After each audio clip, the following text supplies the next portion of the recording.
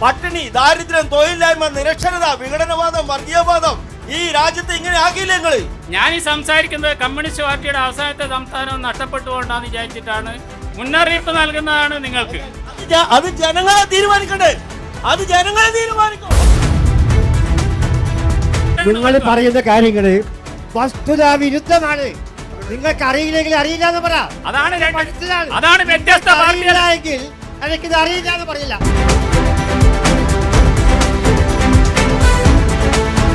Youth കോൺഗ്രസും മൂത്ത കോൺഗ്രസും വലിയ രീതിയിൽ ആപ്പ് ഉപയോഗിച്ചിട്ട് ഫണ്ട് പിരിച്ചു. ആ ഫണ്ടിന്റെ കണക്കില്ല, എവിടുന്ന പിരിച്ചെന്നില്ല. ഇവരെയാണോ ഭാവിയിൽ കേരള ഭരണം ഏൽപ്പിക്കേണ്ടത്? ഉത്തരം മുട്ടുമ്പോൾ കൊഞ്ഞനം കാട്ടുക എന്ന സമീപനം ഒരിക്കലും ശരിയുള്ളതല്ല. ഞാൻ നിങ്ങൾ പറയുമ്പോൾ സംസാരിക്കില്ല. ഏത് ജനതയാണ് വിദ്യാർത്ഥികളായ ഞങ്ങൾ അനുഭവിക്കുന്നില്ല, ഇവിടുത്തെ സാധാരണക്കാർ അനുഭവിക്കുന്നില്ല. ഏത് ജനതയാണ്? കേന്ദ്രം ഇവിടെ ഫണ്ട് പിരിക്കുന്നത് എവിടുന്ന? കേന്ദ്രത്തിൽ BJP-ക്കാരുടെ തറവാട്ടെന്നാണോ? ജനങ്ങളുടെ ഫണ്ടാണ്. തുടർഭരണമായാലും ഭരണമാറ്റമായാലും മുന്നണികൾ അവരുടെ അക്കൗണ്ടിലേക്ക് എഴുതി ചേർക്കുന്ന മണ്ഡലങ്ങളിലൊന്നാണ് കൂത്തുപറമ്പ്. അതിന് പലവിധ കാരണങ്ങളുണ്ട്. രണ്ട് മുന്നണികളെയും തുണച്ച മണ്ഡലമാണ് കൂത്തുപറമ്പ്. 2011 KP മോഹനൻ UDF ടിക്കറ്റിൽ മത്സരിച്ച് ഇവിടെ നിന്നും വിജയിച്ചിട്ടുണ്ട്. 2016 ആ മണ്ഡലം KK ശൈലജയിലൂടെ CPM LDF പിടിച്ചെടുത്തിട്ടുമുണ്ട്. കഴിഞ്ഞ തവണ LDF ടിക്കറ്റിൽ മത്സരിച്ച KP മോഹനൻ മണ്ഡലം വീണ്ടും LDF പക്ഷത്ത് തന്നെ നിർത്തി. അങ്ങനെ മാറി മാറി മുന്നണികളെ വരിച്ച മണ്ഡലം എന്നുള്ള പ്രത്യേകതയുണ്ട് കൂത്തുപറമ്പിന്. അതുകൊണ്ട് തന്നെയാണ് കൂത്തുപറമ്പ് അവിടുത്തെ മത്സരം ഏറെ ശ്രദ്ധേയമാകുന്നതും. തീപ്പാറും പോരാട്ടത്തിനാണ് കൂത്തുപറമ്പ് സാക്ഷ്യം വഹിക്കാൻ പോകുന്നത്. ഇവിടുത്തെ സ്ഥാനാർത്ഥി നിർണയവും ഏറെക്കുറെ വലിയ ചർച്ചയായിരുന്നു. ചരിത്രപരമായ ഒരു തീരുമാനം മുസ്ലിം ലീഗ് അവരുടെ സ്ഥാനാർത്ഥി നിർണയത്തിൽ എടുത്തിട്ടുണ്ട്.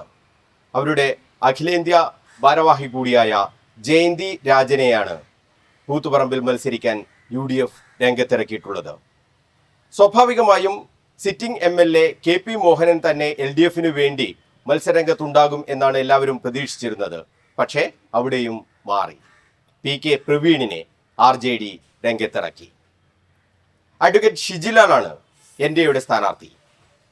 NDAക്ക് 22,000-ലധികം വോട്ടുള്ള ഒരു മണ്ഡലം കഴിഞ്ഞ തവണത്തെ കണക്കനുസരിച്ച്, അതായത് അവർക്ക് നല്ല വോട്ട് ബാങ്കുള്ള ഒരു മണ്ഡലമാണ് കൂത്തുപറമ്പ്.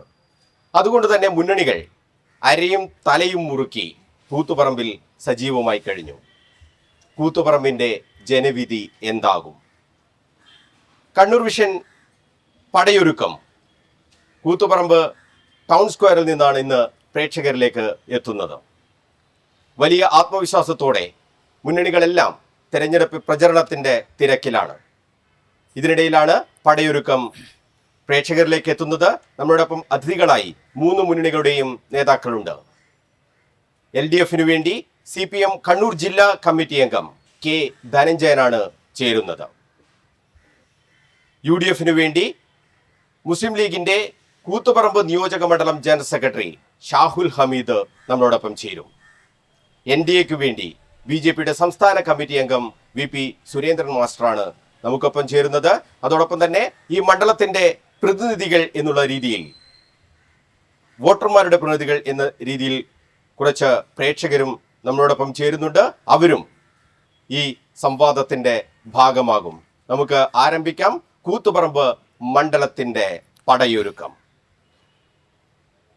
സിറ്റിംഗ് സീറ്റ് എന്നുള്ള രീതിയിൽ ആദ്യം LDF പ്രതിനിധിയിലേക്ക് പോകുന്നു, K ധനഞ്ജയനിലേക്ക്. കൂത്തുപറമ്പ് മണ്ഡലത്തിന്റെ വികസന പ്രവർത്തനങ്ങൾ തന്നെയാകും സജീവ ചർച്ചയിലേക്ക് ഈ തെരഞ്ഞെടുപ്പിൽ വരാൻ പോകുന്നത്. ജനങ്ങൾക്ക് മുന്നിൽ വെക്കുന്ന പ്രോഗ്രസ് റിപ്പോർട്ടുകൾ എന്താണ്? എന്തൊക്കെയാണ് LDF-ന്റെ പ്രതീക്ഷകൾ? K ധനഞ്ജയൻ. 2016 മുതൽ 10 വർഷമാവുകയാണ് കേരളത്തിലെ ഇടതുപക്ഷ ജനാധിപത്യ മുന്നണി സർക്കാർ. സാമൂഹ്യ നീതിയിൽ അധിഷ്ഠിതമായിട്ടുള്ള സമഗ്ര വികസനമാണ് കേരളത്തിൽ നടപ്പിലാക്കിയിട്ടുള്ളത്. 2016 മുതൽ 2021 വരെയുള്ള 5 വർഷക്കാലങ്ങളിൽ LDF മുന്നോട്ട് വെച്ച 600 മുദ്രാവാക്യങ്ങളായിരുന്നു, വിഷയങ്ങളായിരുന്നു. അതിൽ 583 വിഷയങ്ങളും പ്രകടന പത്രികയിൽ പറഞ്ഞത് നടപ്പാക്കുകയും അന്ന് പറയാതിരുന്നത് പിന്നീടുള്ള സാധ്യതയിൽ നടപ്പിലാക്കുകയും ചെയ്തിട്ടുള്ള ഇടതുപക്ഷ സർക്കാർ ജനങ്ങളുടെ മുമ്പിൽ അവതരിപ്പിക്കുന്ന പ്രകടന പത്രിക വെറും പറയാനുള്ളതല്ല, അത് നടപ്പാക്കാനുള്ളതെന്ന് തെളിയിച്ചതാണ്. 2021 ഇടതുപക്ഷ ജനാധിപത്യ മുന്നണി എന്ന നിലയിൽ തെരഞ്ഞെടുപ്പിനെ നേരിട്ടത് 900 വിഷയത്തെ അടിസ്ഥാനപ്പെടുത്തിക്കൊണ്ടുള്ള പ്രകടന പത്രികയാണ്. അതിൻ്റെ ഭാഗമായി കേരളത്തിൽ സമഗ്രമായ വികസന കാഴ്ചപ്പാടാണ് ഇവിടെ നടന്നിട്ടുള്ളത്. അതിന് യാഥാർത്ഥ്യമായത് സാമൂഹ്യ നീതിയിൽ അധിഷ്ഠിതമായ സമഗ്ര വികസനമാണെങ്കിൽ 2021 മുന്നോട്ട് വെച്ചത് നവകേരള സൃഷ്ടിക്ക് വേണ്ടിയിട്ടുള്ള മുദ്രാവാക്യങ്ങളാണ്. അതിനുവേണ്ടി വിജ്ഞാന സമ്പദ്ഘടന ഉണ്ടാക്കാൻ ആവശ്യമായ നിലയിൽ സമൂഹത്തിൻ്റെ എല്ലാ മേഖലയിലും ഇടപെടണം. അതിൻ്റെ വലിയ മുന്നേറ്റമാണ് കേരളത്തിൽ കഴിഞ്ഞ 10 വർഷക്കാലങ്ങളിൽ ഉണ്ടായിട്ടുള്ളത്. ഏതൊരു മേഖല എടുത്തു നോക്കിയാലും അത് നമുക്ക് കാണാൻ വേണ്ടി സാധിക്കും. അതിലേറ്റവും പ്രധാനം സാമൂഹ്യ നീതി എന്നതുകൊണ്ട് ഉദ്ദേശിക്കുന്നത് സമൂഹത്തിൽ മുഖ്യധാരയിലെത്താത്ത ജനവിഭാഗത്തിന് നൽകേണ്ട ആശ്വാസങ്ങളും പദ്ധതികളുമാണ്. അതിൻ്റെ ഭാഗമായി അവരെത്തിപ്പെടേണ്ട സർക്കാർ ആശുപത്രികൾ സമഗ്രമായ മുന്നേറ്റത്തിൽ മുന്നോട്ട് വന്നിട്ടുണ്ട്. ലോകോത്തരമായ നിലയിലേക്ക് സർക്കാർ ആശുപത്രികൾ മാറിയിട്ടുണ്ട്. ലോകം തന്നെ ഉറ്റുനോക്കുന്ന തരത്തിലുള്ള ചികിത്സാ രീതികൾ കേരളത്തിൽ ഉണ്ടായിട്ടുണ്ട്. ഔട്ട് പേഷ്യൻ്റ് വിഭാഗത്തിലും ഇൻപേഷ്യൻ്റ് വിഭാഗത്തിലും വലിയ മുന്നേറ്റമാണ് കേരളത്തിലെ സർക്കാർ ആശുപത്രിയിൽ ഉണ്ടായിട്ടുള്ളത്. വിദ്യാഭ്യാസ മേഖലയിൽ പൊതുവിദ്യാഭ്യാസ യജ്ഞം എന്ന നിലയിൽ മിഷൻ പ്രവർത്തനം ആരംഭിച്ച് സമൂഹത്തിലുള്ള സാമൂഹ്യ നീതിയിൽ അധിഷ്ഠിതമായ വിഭാഗങ്ങൾക്ക് മാത്രമല്ല ഇവിടെയുള്ള സാധാരണക്കാർക്കും ഇടത്തരക്കാർക്കും ഒരുപക്ഷെ സമ്പന്നർക്കും എല്ലാം എത്തിപ്പെടാൻ പറ്റുന്ന തരത്തിലേക്ക് കേരളത്തിലെ വിദ്യാഭ്യാസ അന്തരീക്ഷം മാറ്റിയെടുത്തിട്ടുണ്ട്. അത് അന്താരാഷ്ട്ര തലത്തിലുള്ള അക്കാദമിക് സംവിധാനവും അതിനൊരുക്കം തന്നിട്ടുള്ള പശ്ചാത്തല സൗകര്യങ്ങളും മറ്റ് ഭൗതിക സാഹചര്യങ്ങളും ഒരുക്കിക്കൊണ്ടാണ് കേരളത്തിലെ വിദ്യാഭ്യാസ മേഖലയിൽ പുരോഗതി കൈവരിച്ചിട്ടുള്ളത്. കേരളത്തിലെ ഭവന നിർമ്മാണ മേഖലയിൽ ലോകത്ത് ഒരു മേഖലയിലും ഇല്ലാത്ത തരത്തിലേക്കുള്ള ഭവന നിർമ്മാണ പദ്ധതിയാണ് ലൈഫ് പദ്ധതിയിലൂടെ നടപ്പാക്കിയിട്ടുള്ളത്. 5 ലക്ഷത്തിലധികം വീടുകൾ ഇപ്പം നിർമ്മാണത്തിൽ നടന്നു കഴിഞ്ഞു. അതിനുശേഷം 1.25 ലക്ഷത്തോളം വീടുകൾ ഇനി പൂർത്തീകരിക്കേണ്ടതായിട്ടുണ്ട്. ഇതിനു പുറമെയാണ് ചൂരൽമല മുണ്ടക്കൈ ദുരന്തവുമായി ബന്ധപ്പെട്ടുകൊണ്ട് വയനാട്ടിലുണ്ടായിരുന്ന ടൗൺഷിപ്പ് വളരെ കൃത്യമായ വാക്ക് പാലിച്ചുകൊണ്ട് 178 വീടുകൾ കൃത്യമായ നിലയിൽ തുറന്നു കൊടുത്തുകൊണ്ട് ഒരു വലിയ ആശ്വാസമായി മാറിയത് കേരളത്തിൻ്റെ പ്രത്യേകതയാണ്. കേരളത്തിലെ സാമൂഹ്യ സുരക്ഷാ മേഖലയിൽ വലിയ ആശ്വാസമായി സാമൂഹ്യ സുരക്ഷാ സംവിധാനത്തിൻ്റെ ഭാഗമായിട്ടാണ് സാമൂഹ്യ സുരക്ഷാ പെൻഷനുകളുള്ളത്. 62 ലക്ഷം ആളുകൾക്ക് ഇപ്പോഴാ പെൻഷൻ നൽകി വരുന്നുണ്ട്. അത് കുടിശ്ശികയില്ലാതെ അതത് മാസം നൽകി വരികയാണ്. അതോടൊപ്പം പുതിയ കാഴ്ചപ്പാടനുസരിച്ചുകൊണ്ട് സ്ത്രീ സുരക്ഷാ പദ്ധതി എന്ന നിലയിൽ ഏകദേശം 32 ലക്ഷത്തോളം വരുന്ന ഗുണഭോക്താക്കൾക്ക് നൽകാനുള്ള ഒരു പദ്ധതിയും ആവിഷ്കരിച്ച് നടപ്പാക്കിയിട്ടുണ്ട്. പുതിയ തൊഴിലന്വേഷകരായ 30 വയസ്സ് വരെയുള്ള ഉദ്യോഗാർത്ഥികൾക്ക് അവർ അപേക്ഷിക്കുമ്പോൾ ഒരു മാസാമാസം അവർക്ക് വേണ്ടി ഒരു കണക്ട് ടു വർക്ക് എന്ന നിലയിൽ ആശ്വാസധനവും ഇവിടെ പ്രഖ്യാപിച്ചിട്ടുണ്ട്. വിലക്കയറ്റം നിയന്ത്രിക്കാൻ ആവശ്യമായ നിലയിലേക്കുള്ള വിവിധ പദ്ധതികൾ അത് പൊതുവിതരണ ശൃംഖല ശക്തിപ്പെടുത്താൻ ആവശ്യമായ നിലയിൽ സംസ്ഥാന ബജറ്റിൻ്റെ 3000 കോടിയോളം രൂപ ഓരോ വർഷവും ചെലവഴിച്ചുകൊണ്ടിരിക്കുകയാണ്. കേരളത്തിലെ ജനങ്ങളുമായി ബന്ധപ്പെട്ടുകൊണ്ട് ഏതൊരു മേഖല എടുത്തു നോക്കിയാലും എല്ലാ മേഖലകളിലും ഏത് പ്രതിസന്ധി വന്നാലും അത് പ്രകൃതി ദുരന്തമായാലും മറ്റ് ദുരന്തങ്ങളായാലും കേരളത്തിലെ ജനതയെ ചേർത്ത് പിടിച്ചുകൊണ്ട് ഇടതുപക്ഷ ജനാധിപത്യ മുന്നണി സർക്കാർ മുന്നോട്ട് വന്ന അനുഭവമാണ് നമ്മുടെ സംസ്ഥാനത്തിലെ അനുഭവം. ഇതെല്ലാം തന്നെ കേരളത്തിൻ്റെ ലോകോത്തരമായി മാറിയത് ഇടതുപക്ഷ ജനാധിപത്യ മുന്നണിയുടെ ജനകീയ ജനപക്ഷ ബദൽ കാഴ്ചപ്പാടുകളും പദ്ധതികളുമാണ്. നവ ഉദാരവൽക്കരണ നയം കേരളത്തിൽ നടപ്പിലാക്കുന്നില്ല. കേരളത്തിൽ ഈ പദ്ധതികളെല്ലാം നടത്തിയിട്ടുള്ളത് കേന്ദ്ര ഗവൺമെൻറ് സംസ്ഥാനത്ത് നൽകേണ്ട ഭരണഘടനാപരമായി അവകാശമായ പദ്ധതി തുകയുണ്ട്. ആ തുകയിൽ ഏകദേശം 2 ലക്ഷം കോടി രൂപയാണ് കേരളത്തിന് 2 വർഷമായി കേന്ദ്ര സർക്കാർ രാഷ്ട്രീയ വിരോധം വെച്ച് തരാതിരിക്കുന്നത്. എന്നിട്ട് പോലും കേരളത്തിലെ ജനങ്ങൾക്ക് നൽകുന്ന ആശ്വാസം നൽകിയിട്ടുണ്ട് എന്നത് വളരെ വ്യക്തമായി കാണാൻ വേണ്ടി സാധിക്കും. വ്യവസായ മേഖലയിൽ നിരവധി സ്റ്റാർട്ടപ്പുകളിലൂടെ വലിയ മുന്നേറ്റമാണ് വ്യവസായ മേഖലയിൽ ഉണ്ടായത്. തൊഴിലാത്ത ചെറുപ്പക്കാരെ സംബന്ധിച്ച് ഇന്ത്യയിൽ PSC നിയമനം നടത്തുന്നതിൽ 60% നിയമനം കേരളത്തിലാണ് നടക്കുന്നത്. 3,05,000 PSC നിയമനം കേരളത്തിൽ നടന്നു കഴിഞ്ഞിട്ടുണ്ട്. ഇത് കേരളത്തിന് മാത്രം അവകാശപ്പെട്ടതാണ്. ഇതിന് പുറമെയാണ് വിവിധ തരത്തിലുള്ള സ്റ്റാർട്ടപ്പുകൾ വഴി കേരളത്തിൽ ഒരുപാട് സ്ഥാപനങ്ങൾ ഇവിടെ വന്നുകൊണ്ടിരിക്കുന്നത്. ലോകത്തിലെ വിവിധ തരത്തിലുള്ള സാമ്പത്തിക സ്ഥാപനങ്ങൾ, വ്യവസായ സ്ഥാപനങ്ങളെല്ലാം ഇതുപോലെ തുടങ്ങാൻ പറ്റുന്ന അന്തരീക്ഷമുള്ള ഉദ്യോഗാർത്ഥികളായ അഭ്യസ്തവിദ്യരുള്ള സംസ്ഥാനമായി കേരളം മാറിയിട്ടുണ്ട്. അതിൻ്റെ ഭാഗമായിട്ട് ഇവിടെ വലിയ മാറ്റമുണ്ടായിട്ടുണ്ട്. കേരളത്തിൻ്റെ പശ്ചാത്തല സൗകര്യം മാറ്റിയെടുക്കുന്നതിന് വേണ്ടി ദേശീയപാത ഏകദേശം 38 വർഷം ഫയല് അടഞ്ഞു കിടന്നിരുന്ന അല്ലെങ്കിൽ ആപ്പീസ് പൂട്ടിവെച്ച ദേശീയപാത വികസനത്തിന് വേണ്ടി തുടക്കം കുറിച്ച് അത് ഏകദേശം 444 കിലോമീറ്റർ ദൂരം നടപ്പായിട്ടുണ്ട്. അതിനുവേണ്ടി അത് കേന്ദ്ര ഗവൺമെൻറ് നടപ്പാക്കേണ്ടതാണ് ദേശീയപാതയുടെ സ്ഥലമെടുപ്പ്. പക്ഷേ കേരളത്തിൽ അത് നടപ്പാക്കിയില്ല.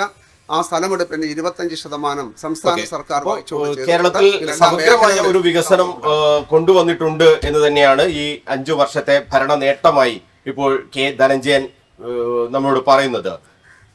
UDF ഭയക്കുന്നുണ്ടോ ഈ വികസന മുന്നേറ്റം എന്ന LDFന്റെ ഈ അവകാശവാദം? ഷാഹുൽ ഹമീദ്. ഈ തെരഞ്ഞെടുപ്പിൽ ഐക്യജനാധിപത്യ മുന്നണിയെ സംബന്ധിച്ചിടത്തോളം തെരഞ്ഞെടുപ്പിൻ്റെ വിധി എന്തായിരിക്കുമെന്നതിനെക്കുറിച്ച് യാതൊരു ആശങ്കയുമില്ലെന്ന് മാത്രമല്ല 100+ എന്ന മുദ്രാവാക്യം ഉയർത്തിപ്പിടിച്ചുകൊണ്ട് തന്നെയാണ് വളരെ ശക്തമായ രീതിയിൽ ഐക്യജനാധിപത്യ മുന്നണി മുന്നോട്ട് പോകുന്നത്. അതിനാധാരമായിട്ടുള്ളത് കഴിഞ്ഞ 10 വർഷക്കാലമായി നമ്മുടെ സംസ്ഥാനം ഭരിച്ചുകൊണ്ടിരിക്കുന്ന ഗവൺമെൻറ് ഇവിടെ LDFന്റെ പ്രതിനിധി സംസാരിക്കുമ്പോൾ പറഞ്ഞതുപോലുള്ള ഒരുപാട് വികസന സ്വപ്നങ്ങൾ അല്ലെങ്കിൽ സാധാരണക്കാരനുമായി ബന്ധപ്പെട്ടിട്ടുള്ള ഒരുപാട് വിഷയങ്ങളെക്കുറിച്ചെല്ലാം വലിയ പ്രകടന പത്രികകൾ ഇറക്കിയിരുന്നു. എന്നാൽ ഇന്ന് നമ്മുടെ സംസ്ഥാനത്തിൻ്റെ സ്ഥിതിവിശേഷം എന്താണ് എന്നത് ഏതൊരു ആൾക്കും കൃത്യമായി അറിയാവുന്ന രീതിയിൽ വികസന രംഗത്ത് മാത്രമല്ല എല്ലാ രംഗത്തും പരാജയപ്പെട്ടിട്ടുള്ള ഒരു ഗവൺമെൻറ്റാണ് ഇടതുപക്ഷ മുന്നണിയുടെ ഗവൺമെൻറ്. ഇത് ഞങ്ങൾ പറയുന്നതല്ല. ഈ തെരഞ്ഞെടുപ്പിൽ നിങ്ങൾക്കൊക്കെ പരിശോധിച്ചറിയാം. മുമ്പെങ്ങും ഇല്ലാത്ത വിധം പിണറായി വിജയൻ്റെ ഗവൺമെൻറ്റിന് അനുകൂലമായി കൈപ്പൊക്കിയ MLAമാർ പോലും ഈ തെരഞ്ഞെടുപ്പ് വരുമ്പോൾ അവർക്കെതിരായി മത്സരിക്കുന്ന ചിത്രം പോലും കേരളത്തിൽ ഉണ്ടായിക്കൊണ്ടിരിക്കുകയാണ്. അത് മുമ്പെങ്ങും ഇല്ലാത്ത ഒരു മാറ്റമാണ്. മാർക്സിസ്റ്റ് പാർട്ടിക്ക് അല്ലെങ്കിൽ ഇടതുപക്ഷത്തിന് അവരുടെ എല്ലാ പ്രവർത്തനങ്ങൾക്കും കൃത്യമായി നേതൃത്വം കൊടുത്തിട്ടുള്ള നേതാക്കന്മാർ പോലും ഈ തെരഞ്ഞെടുപ്പിൻ്റെ മുഖത്ത് കഴിഞ്ഞ 10 വർഷമായി നമ്മൾ അനുഭവിച്ചിട്ടുള്ള ദുരന്തപൂർണമായ അവസ്ഥയിൽ നിന്ന് നാടിന് മോചനം കിട്ടണമെന്നാവശ്യപ്പെട്ടുകൊണ്ട് രംഗത്ത് വരുന്നൊരു സാഹചര്യമുണ്ട് എന്ന് പറയുമ്പോൾ ഈ 10 കൊല്ലത്തെ അവകാശവാദങ്ങൾ എത്രമാത്രം നിരർത്ഥകമാണ് എന്നതിന് കൂടുതൽ തെളിവുകൾ പറയേണ്ടതില്ല. ഇവിടെ ഒരു കാര്യം പറഞ്ഞ് വികസന രംഗത്തുള്ള കുതിപ്പുകളെക്കുറിച്ചെല്ലാം പറയുമ്പോൾ നമ്മുടെ ഒരു വികസന മുരടിപ്പിൽ നിൽക്കുകയാണ് നമ്മുടെ സംസ്ഥാനം. ഒരുപാട് കാര്യങ്ങൾ അത് വിശദീകരിച്ച് പറയാൻ കഴിയും. ഇപ്പോൾ പറയുമ്പോൾ ക്ഷേമ പെൻഷനുകളൊക്കെ എന്താ സ്ഥിതി എന്നൊക്കെ അറിയാലോ. 60 വയസ്സിന് മേലെയുള്ള ആളുകൾക്ക് നമ്മുടെ പെൻഷൻ കിട്ടിയിരുന്ന അവർക്ക് ക്ഷേമ പെൻഷൻ കിട്ടിയിരുന്ന ഒരു സംസ്ഥാനമാണ് നമ്മുടെ സംസ്ഥാനം. ഉമ്മൻചാണ്ടിയുടെ ഗവൺമെൻറ് ഉണ്ടായിരുന്ന സമയത്ത് 60 വയസ്സിന് മേൽ ഉള്ള വിധവയാണെങ്കിൽ വിധവാ പെൻഷൻ കിട്ടും. അതുപോലെ തന്നെ വികലാംഗയാണെങ്കിൽ വികലാംഗ പെൻഷൻ കിട്ടും. ഇങ്ങനെ 4 or 5 മേഖലയിലുള്ള പെൻഷൻ ഒരു 4,500 രൂപ മാസം കിട്ടിയിരുന്നിടത്ത് ഇപ്പോഴെന്താ സ്ഥിതി? അതൊക്കെ നിർത്തി ഒറ്റ പെൻഷനാക്കി മാറ്റിയ വഴി ആ പെൻഷൻ കിട്ടുന്ന ആളുകൾക്ക് ഏറ്റവും ചുരുങ്ങിയ സംഖ്യ മാത്രം പെൻഷൻ ലഭിക്കുന്ന ഒരവസ്ഥ വിശേഷം ക്ഷേമ പെൻഷൻ രംഗത്തുള്ളത്. അതുപോലെ തന്നെ ആരോഗ്യ മേഖലയുടെ വികസനത്തെക്കുറിച്ചൊക്കെ പറയാം. ഞാൻ ഒറ്റ കാര്യം പറയാം. നമ്മളിപ്പോൾ കൂത്തുപറമ്പെന്നാണല്ലോ സംവദിക്കുന്നത്. ഇതിന് പിറകിൽ ഒരു താലൂക്ക് ആശുപത്രിയുണ്ട്. 12 നില കെട്ടിടമാണ് ആ താലൂക്ക് ആശുപത്രി. ആ താലൂക്ക് ആശുപത്രിയുടെ ഉദ്ഘാടനം കഴിഞ്ഞിട്ട് ദിവസങ്ങൾ എത്രയായി? എന്നാൽ ഇന്ന് ആ താലൂക്ക് ആശുപത്രിക്കകത്ത് ഈ സമയം നിങ്ങൾ കയറി ചെന്നാൽ ആ 12 നിലയിലുമുള്ള ആശുപത്രി സമുച്ചയം ഈ നാട്ടിലെ സാധാരണക്കാരൻ്റെ ആരോഗ്യ പ്രശ്നങ്ങൾ പരിഹരിക്കാൻ ഒഴുകുന്ന ഒരു കേന്ദ്രമായി മാറ്റി എന്ന് അവകാശപ്പെടാൻ ഇവർക്ക് സാധിക്കുമോ? ഈ തെരഞ്ഞെടുപ്പിൻ്റെ മുഖത്ത് ആളുകളോട് പറയുമ്പോൾ ഈ കെട്ടിടത്തിൻ്റെ മനോഹാരിതയെക്കുറിച്ചാണ് പറയുന്നത്. അതിൻ്റെ മേലെ കയറി നിന്നാൽ നമുക്ക് കടൽ കാണാൻ കഴിയും. അതിൻ്റെ മുകളിൽ കയറി നിന്നാൽ നമുക്ക് എയർപോർട്ട് കാണാൻ കഴിയും. കടലും എയർപോർട്ടും കണ്ടാൽ രോഗിയുടെ പ്രശ്നം തീരുമോ? ആരോഗ്യരംഗം അങ്ങേയറ്റം മലീമസമായെന്ന് മാത്രമല്ല വളരെ ഗുരുതരമായ അവസ്ഥ. ഓപ്പറേഷൻ തിയേറ്ററിൽ ദിവസങ്ങളോളം രോഗിക്ക് ഓപ്പറേഷൻ ആവശ്യമായ സാധനങ്ങളില്ലാത്തത് കൊണ്ട് മടങ്ങിപ്പോകേണ്ടി വന്ന സ്ഥിതിവിശേഷം കേരളത്തിലുണ്ടായി. വിദ്യാഭ്യാസ രംഗത്തെ കാര്യങ്ങൾ വിശദീകരിച്ച് പറയുമ്പോൾ നമ്മുടെ സംസ്ഥാനം കേരളത്തിലെ ഇന്ത്യയിലെ വിവിധ സംസ്ഥാനങ്ങളെ അപേക്ഷിച്ച് നമ്മുടെ മക്കളൊക്കെ അവർക്ക് ഉപരിപഠനത്തിന് വേണ്ടി മറ്റ് രാജ്യങ്ങളെ ആശ്രയിക്കേണ്ടുന്നൊരു സ്ഥിതിവിശേഷമാണ് കേരളത്തിലുള്ളത്. അങ്ങനെ ക്രമസമാധാന രംഗം അടക്കം അങ്ങേയറ്റം മലീമസമായി നിൽക്കുന്ന ഒരു സാഹചര്യം നിലവിലുള്ളപ്പോൾ തീർച്ചയായും ഈ കേരളത്തിലെ ജനത ജാതിയോ മതമോ രാഷ്ട്രീയമോ പരിഗണിക്കാതെ ഈ തവണ ഇതിനെതിരായി വലിയൊരു ജനവിധി ഉണ്ടാകും എന്ന് തന്നെയാണ് ആത്മവിശ്വാസത്തോടുകൂടി ഐക്യജനാധിപത്യ മുന്നണി തെരഞ്ഞെടുപ്പിനെ നോക്കിക്കാണുന്നത്. ഇനി NDAയുടെ പ്രതിനിധി സുരേന്ദ്രൻ മാഷെ, എന്താണ് ഈ രണ്ട് മുന്നണികളും കേരളത്തിലെ ജനങ്ങളോട് പറയുന്നത്? കൂത്തുപറമ്പിലെ ജനങ്ങളോട് പറയുന്നത് വികസനം എന്നുള്ളതാണ് LDFന്റെ മുദ്രാവാക്യം, വികസന മുരടിപ്പ് എന്നാണ് UDF പറയുന്നത്. എന്താണ് NDAയുടെ ഒരു അഭിപ്രായം? കഴിഞ്ഞ 12 വർഷക്കാലം കേന്ദ്രം ഭരിക്കുന്ന നരേന്ദ്രമോദിയുടെ സർക്കാർ രാജ്യത്ത് കൊണ്ടുവന്ന വികസന പ്രവർത്തനങ്ങളിൽ ഒട്ടും കുറവില്ലാതെ കേരളത്തിലും നടപ്പാക്കണമെന്നുള്ള മുദ്രാവാക്യം ഉയർത്തി പിടിച്ചുകൊണ്ടാണ് വികസിത കേരളം, സുരക്ഷിത കേരളം, വിശ്വാസ സംരക്ഷണ കേരളം എന്ന 3 ആശയങ്ങളെ അടിസ്ഥാനമാക്കിയാണ് ഈ തെരഞ്ഞെടുപ്പിനെ BJP നേരിടുന്നത്. കേരളത്തിലെ രാജ്യത്തെ ഹൈവേ രംഗത്തുള്ള വിപ്ലവാത്മകമായ മാറ്റം, പുരോഗതി, റെയിൽവേ രംഗത്തുള്ള പുരോഗതി, അതേപോലെ തന്നെ എയർവേ രംഗത്തുള്ള പുരോഗതി, ഇതെല്ലാം എടുത്ത് പറയേണ്ടത് തന്നെയാണ്. അന്ത്യോദയ അന്നയോജന പദ്ധതി പ്രകാരം അടൽ ബിഹാരി വാജ്പേയി കൊണ്ടുവന്ന 30 കിലോഗ്രാം സൗജന്യ റേഷൻ ലഭിക്കുന്ന ലക്ഷക്കണക്കിന് കാർഡ് ഉടമകൾ കേരളത്തിലുണ്ട്. അത് കേന്ദ്ര ഗവൺമെൻറ് പദ്ധതിയാണ്.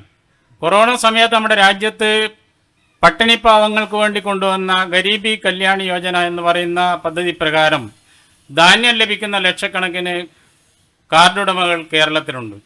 വിദ്യാഭ്യാസ രംഗത്ത് വിപ്ലവാത്മകമായ മാറ്റമുണ്ടാക്കാൻ വേണ്ടി PM ശ്രീ പദ്ധതി കൊണ്ടുവന്നത് നരേന്ദ്രമോദിയുടെ ഗവൺമെൻറ്റാണ്. പക്ഷേ കേരളത്തിലെ വിദ്യാഭ്യാസം നേടിയ യുവാക്കന്മാർ വിദ്യാഭ്യാസം നേടാനും വിദ്യാഭ്യാസം നേടി തൊഴിലിന് വേണ്ടി അന്യ സംസ്ഥാനങ്ങളെയും അന്യ രാജ്യങ്ങളെയും സമീപിക്കേണ്ട ഗതികേടിലാണ് കേരളമുള്ളത്. ഇവിടെ സംരംഭങ്ങൾ തുടങ്ങാൻ വേണ്ടി സാധിക്കുന്നില്ല.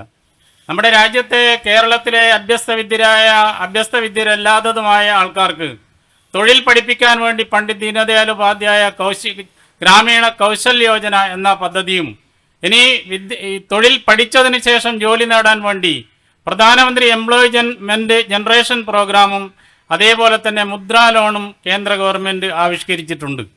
അതേപോലെ നമ്മുടെ ആരോഗ്യ മേഖലയെ പരിപോഷിപ്പിക്കുന്നതിന് വേണ്ടി national Ayur mission NAM, national health mission NHM, national rural health mission NRHM എന്നീ പദ്ധതികൾ കേരളത്തിൽ വ്യാപകമായി നടപ്പാക്കിക്കൊണ്ടിരിക്കുന്നു. പക്ഷേ ഈ പദ്ധതികൾ നടപ്പാക്കുന്നതോടൊപ്പം തന്നെ അവ പ്രാവർത്തികമാക്കി പൂർണ്ണതയിൽ എത്തിക്കാൻ വേണ്ടി കേരളത്തിൽ ഇടതുപക്ഷ മുന്നണിയും ഐക്യമുന്നണിക്കും സാധിച്ചിട്ടില്ല എന്നതാണ് യാഥാർത്ഥ്യം. അതിൻ്റെ ഏറ്റവും വലിയ ഉദാഹരണമാണ് പാനൂരിലെ താലൂക്ക് ആശുപത്രി. പാനൂരിലെ താലൂക്ക് ആശുപത്രിക്ക് വേണ്ടി 2014 ജനകീയ കമ്മിറ്റി ചേർന്ന സ്ഥലമെടുപ്പിന് വേണ്ടി അന്ന് KP മോഹനൻ മന്ത്രിയാണ്. ആ 2014 സ്ഥലമെടുപ്പിന് വേണ്ടി കൂടിയാലോചന നടത്തി ഞാൻ ഉൾപ്പെടെയുള്ള ജനപ്രതിനിധികൾ ലക്ഷക്കണക്കിന് കോടിക്കണക്കിന് രൂപ പിരിവെടുത്ത് സ്ഥലമെടുപ്പ് നടത്താൻ വേണ്ടി തയ്യാറായപ്പോൾ ആ സ്ഥലമെടുപ്പിന് അന്ന് വിഘാതമായി നിന്നത് ഈ 2 മുന്നണികളുമാണ്. അന്നുണ്ടായിരുന്ന ഭരണകക്ഷി സ്ഥലമെടുപ്പിന് വേണ്ടി പണം നൽകി, പക്ഷേ സ്ഥലമെടുപ്പ് പൂർത്തിയായില്ല. പിന്നീട് ആരോഗ്യമന്ത്രിയായ KK ശൈലജ ടീച്ചറുടെ ഭരണത്തിന് കീഴിലും സ്ഥലമെടുപ്പ് പൂർത്തിയായില്ല. ആരോഗ്യ മന്ദിർ അല്ലെങ്കിൽ ആ ആശുപത്രി, താലൂക്ക് ആശുപത്രിയുടെ വികസനത്തിന് വേണ്ടി ഒന്നും ചെയ്തില്ല, സ്ഥലമെടുത്തില്ല, നിർമ്മാണ പ്രവർത്തനം നടത്തിയില്ല. 2 ഭരണകാലഘട്ടങ്ങൾ കഴിഞ്ഞിട്ടും പാനൂരിലെ താലൂക്ക് ആശുപത്രി ശോച്യാവസ്ഥയെ കൊണ്ടിരിക്കുകയാണ്. നമുക്കറിയാം, നമ്മുടെ കൂത്തുപറമ്പ് പട്ടണത്തിൽ നമ്മൾ എത്തുമ്പോൾ ഈ കോപ്പറേറ്റീവ് നമ്മുടെ അവിടെയുള്ള ടൗൺ ഹാളിൻ്റെ കഴിഞ്ഞാൽ ഒരു വിശാലമായ സ്ഥലം കാലിയായി കിടക്കുന്ന കാണാം. അത് കൂത്തുപറമ്പിലെ ബസ് സ്റ്റാൻഡിന് വേണ്ടി എടുത്ത സ്ഥലമാണ്. കൂത്തുപറമ്പ് റിംഗ് റോഡ് ഉണ്ടാക്കുമെന്ന് പറഞ്ഞ് വർഷങ്ങളായി ഈ ഇവിടുത്തെ ജനപ്രതിനിധികൾ, ഇടതുപക്ഷത്തിൻ്റെതായാലും വലതുപക്ഷത്തിൻ്റെതായാലും ജനപ്രതിനിധികൾ, MLA മാർ റിംഗ് റോഡ് ഉണ്ടാക്കുമെന്ന് പറഞ്ഞ് വർഷങ്ങളായി ജനങ്ങൾക്ക് വാഗ്ദാനം നൽകിയാണ്. പക്ഷേ റിംഗ് റോഡിന് വേണ്ടി യാതൊരു നടപടിയും കൈക്കൊണ്ടിട്ടില്ല.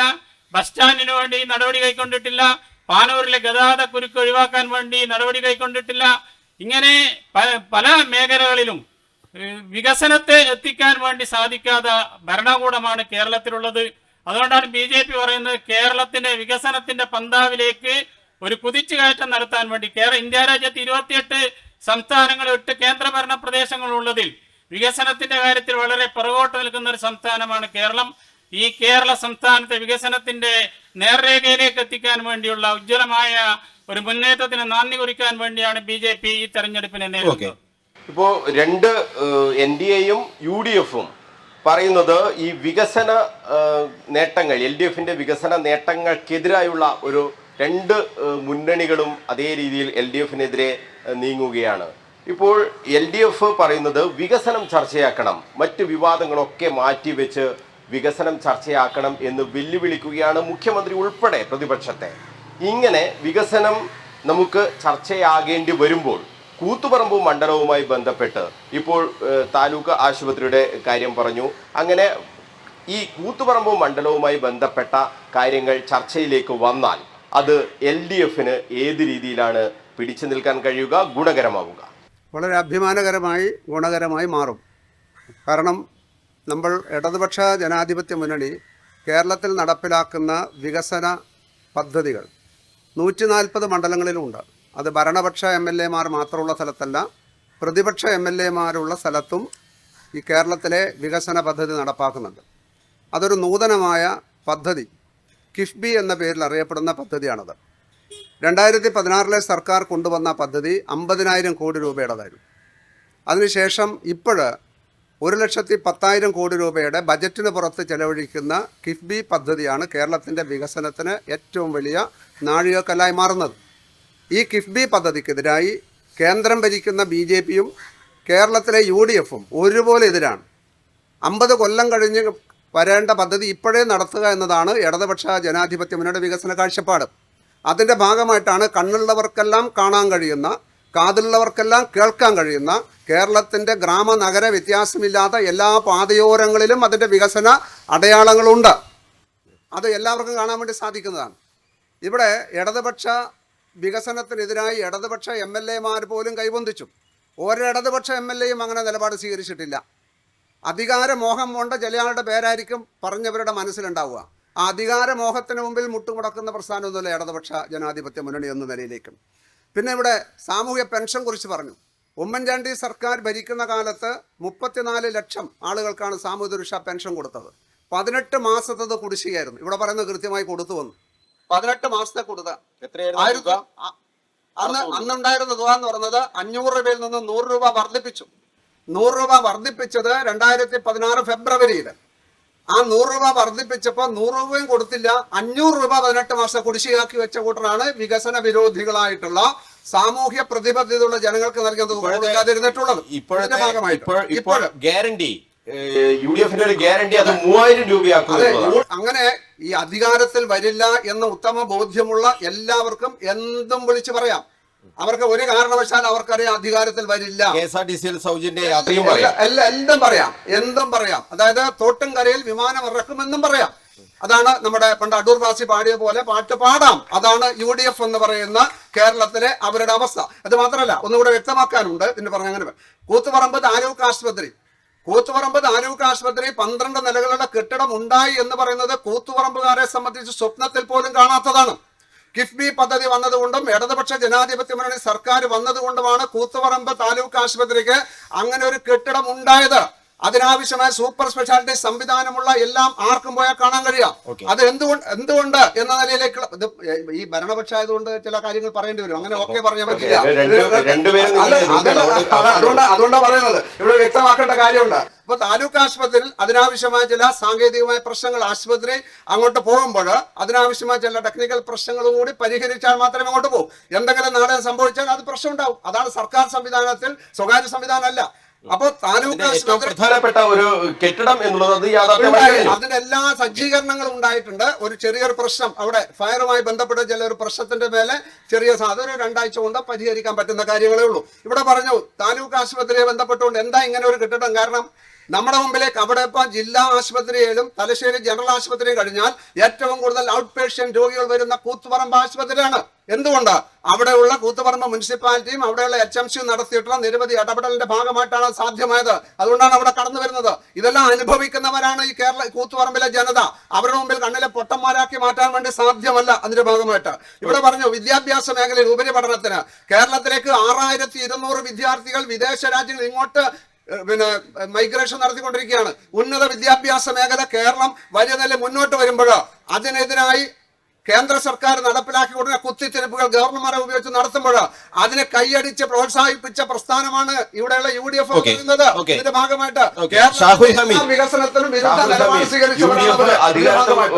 വരും 100 സീറ്റിലധികം നേടി അധികാരത്തിൽ വരും എന്ന് പറഞ്ഞുകൊണ്ട് 5 ഗ്യാരണ്ടികൾ പ്രഖ്യാപിച്ചിട്ടുണ്ട്. അതിൽ ഏറ്റവും പ്രധാനപ്പെട്ടതാണ് ഈ KSRTCയിൽ സൗജന്യ യാത്ര, പെൻഷൻ 3000 യുവതികൾക്ക് 1000 രൂപ, അങ്ങനെ പല രീതിയിലുള്ള ഗ്യാരണ്ടികളും പ്രഖ്യാപിച്ചിട്ടുണ്ട്. LDF പറയുന്നത് നിങ്ങൾ ഏതായാലും അധികാരത്തിൽ വരാൻ പോകുന്നില്ല, അപ്പോൾ നിങ്ങൾക്ക് അങ്ങനെ പ്രഖ്യാപിക്കാലോ എന്നുള്ളതാണ്. അങ്ങനെയാണോ? ഇത് പറയുമ്പോൾ നേരത്തെ ഇവിടെ പറഞ്ഞതുപോലെ നമ്മുടെ വികസന സ്വപ്നങ്ങളുമായി ബന്ധപ്പെട്ടിട്ടുള്ള കുറേ യാഥാർത്ഥ്യങ്ങളുണ്ട്. ഞങ്ങളെ സംബന്ധിച്ചിടത്തോളം കൺമുന്നിലുണ്ടോ വികസനം?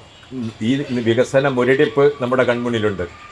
അത് വികസനത്തിലേക്ക് എത്തിക്കാൻ വേണ്ടിയുള്ള ജനങ്ങളുടെ താല്പര്യത്തിനോടൊപ്പം നിൽക്കുക എന്നതാണ് UDF ഈ തെരഞ്ഞെടുപ്പ് കാണുന്ന പ്രധാനപ്പെട്ട കാര്യം.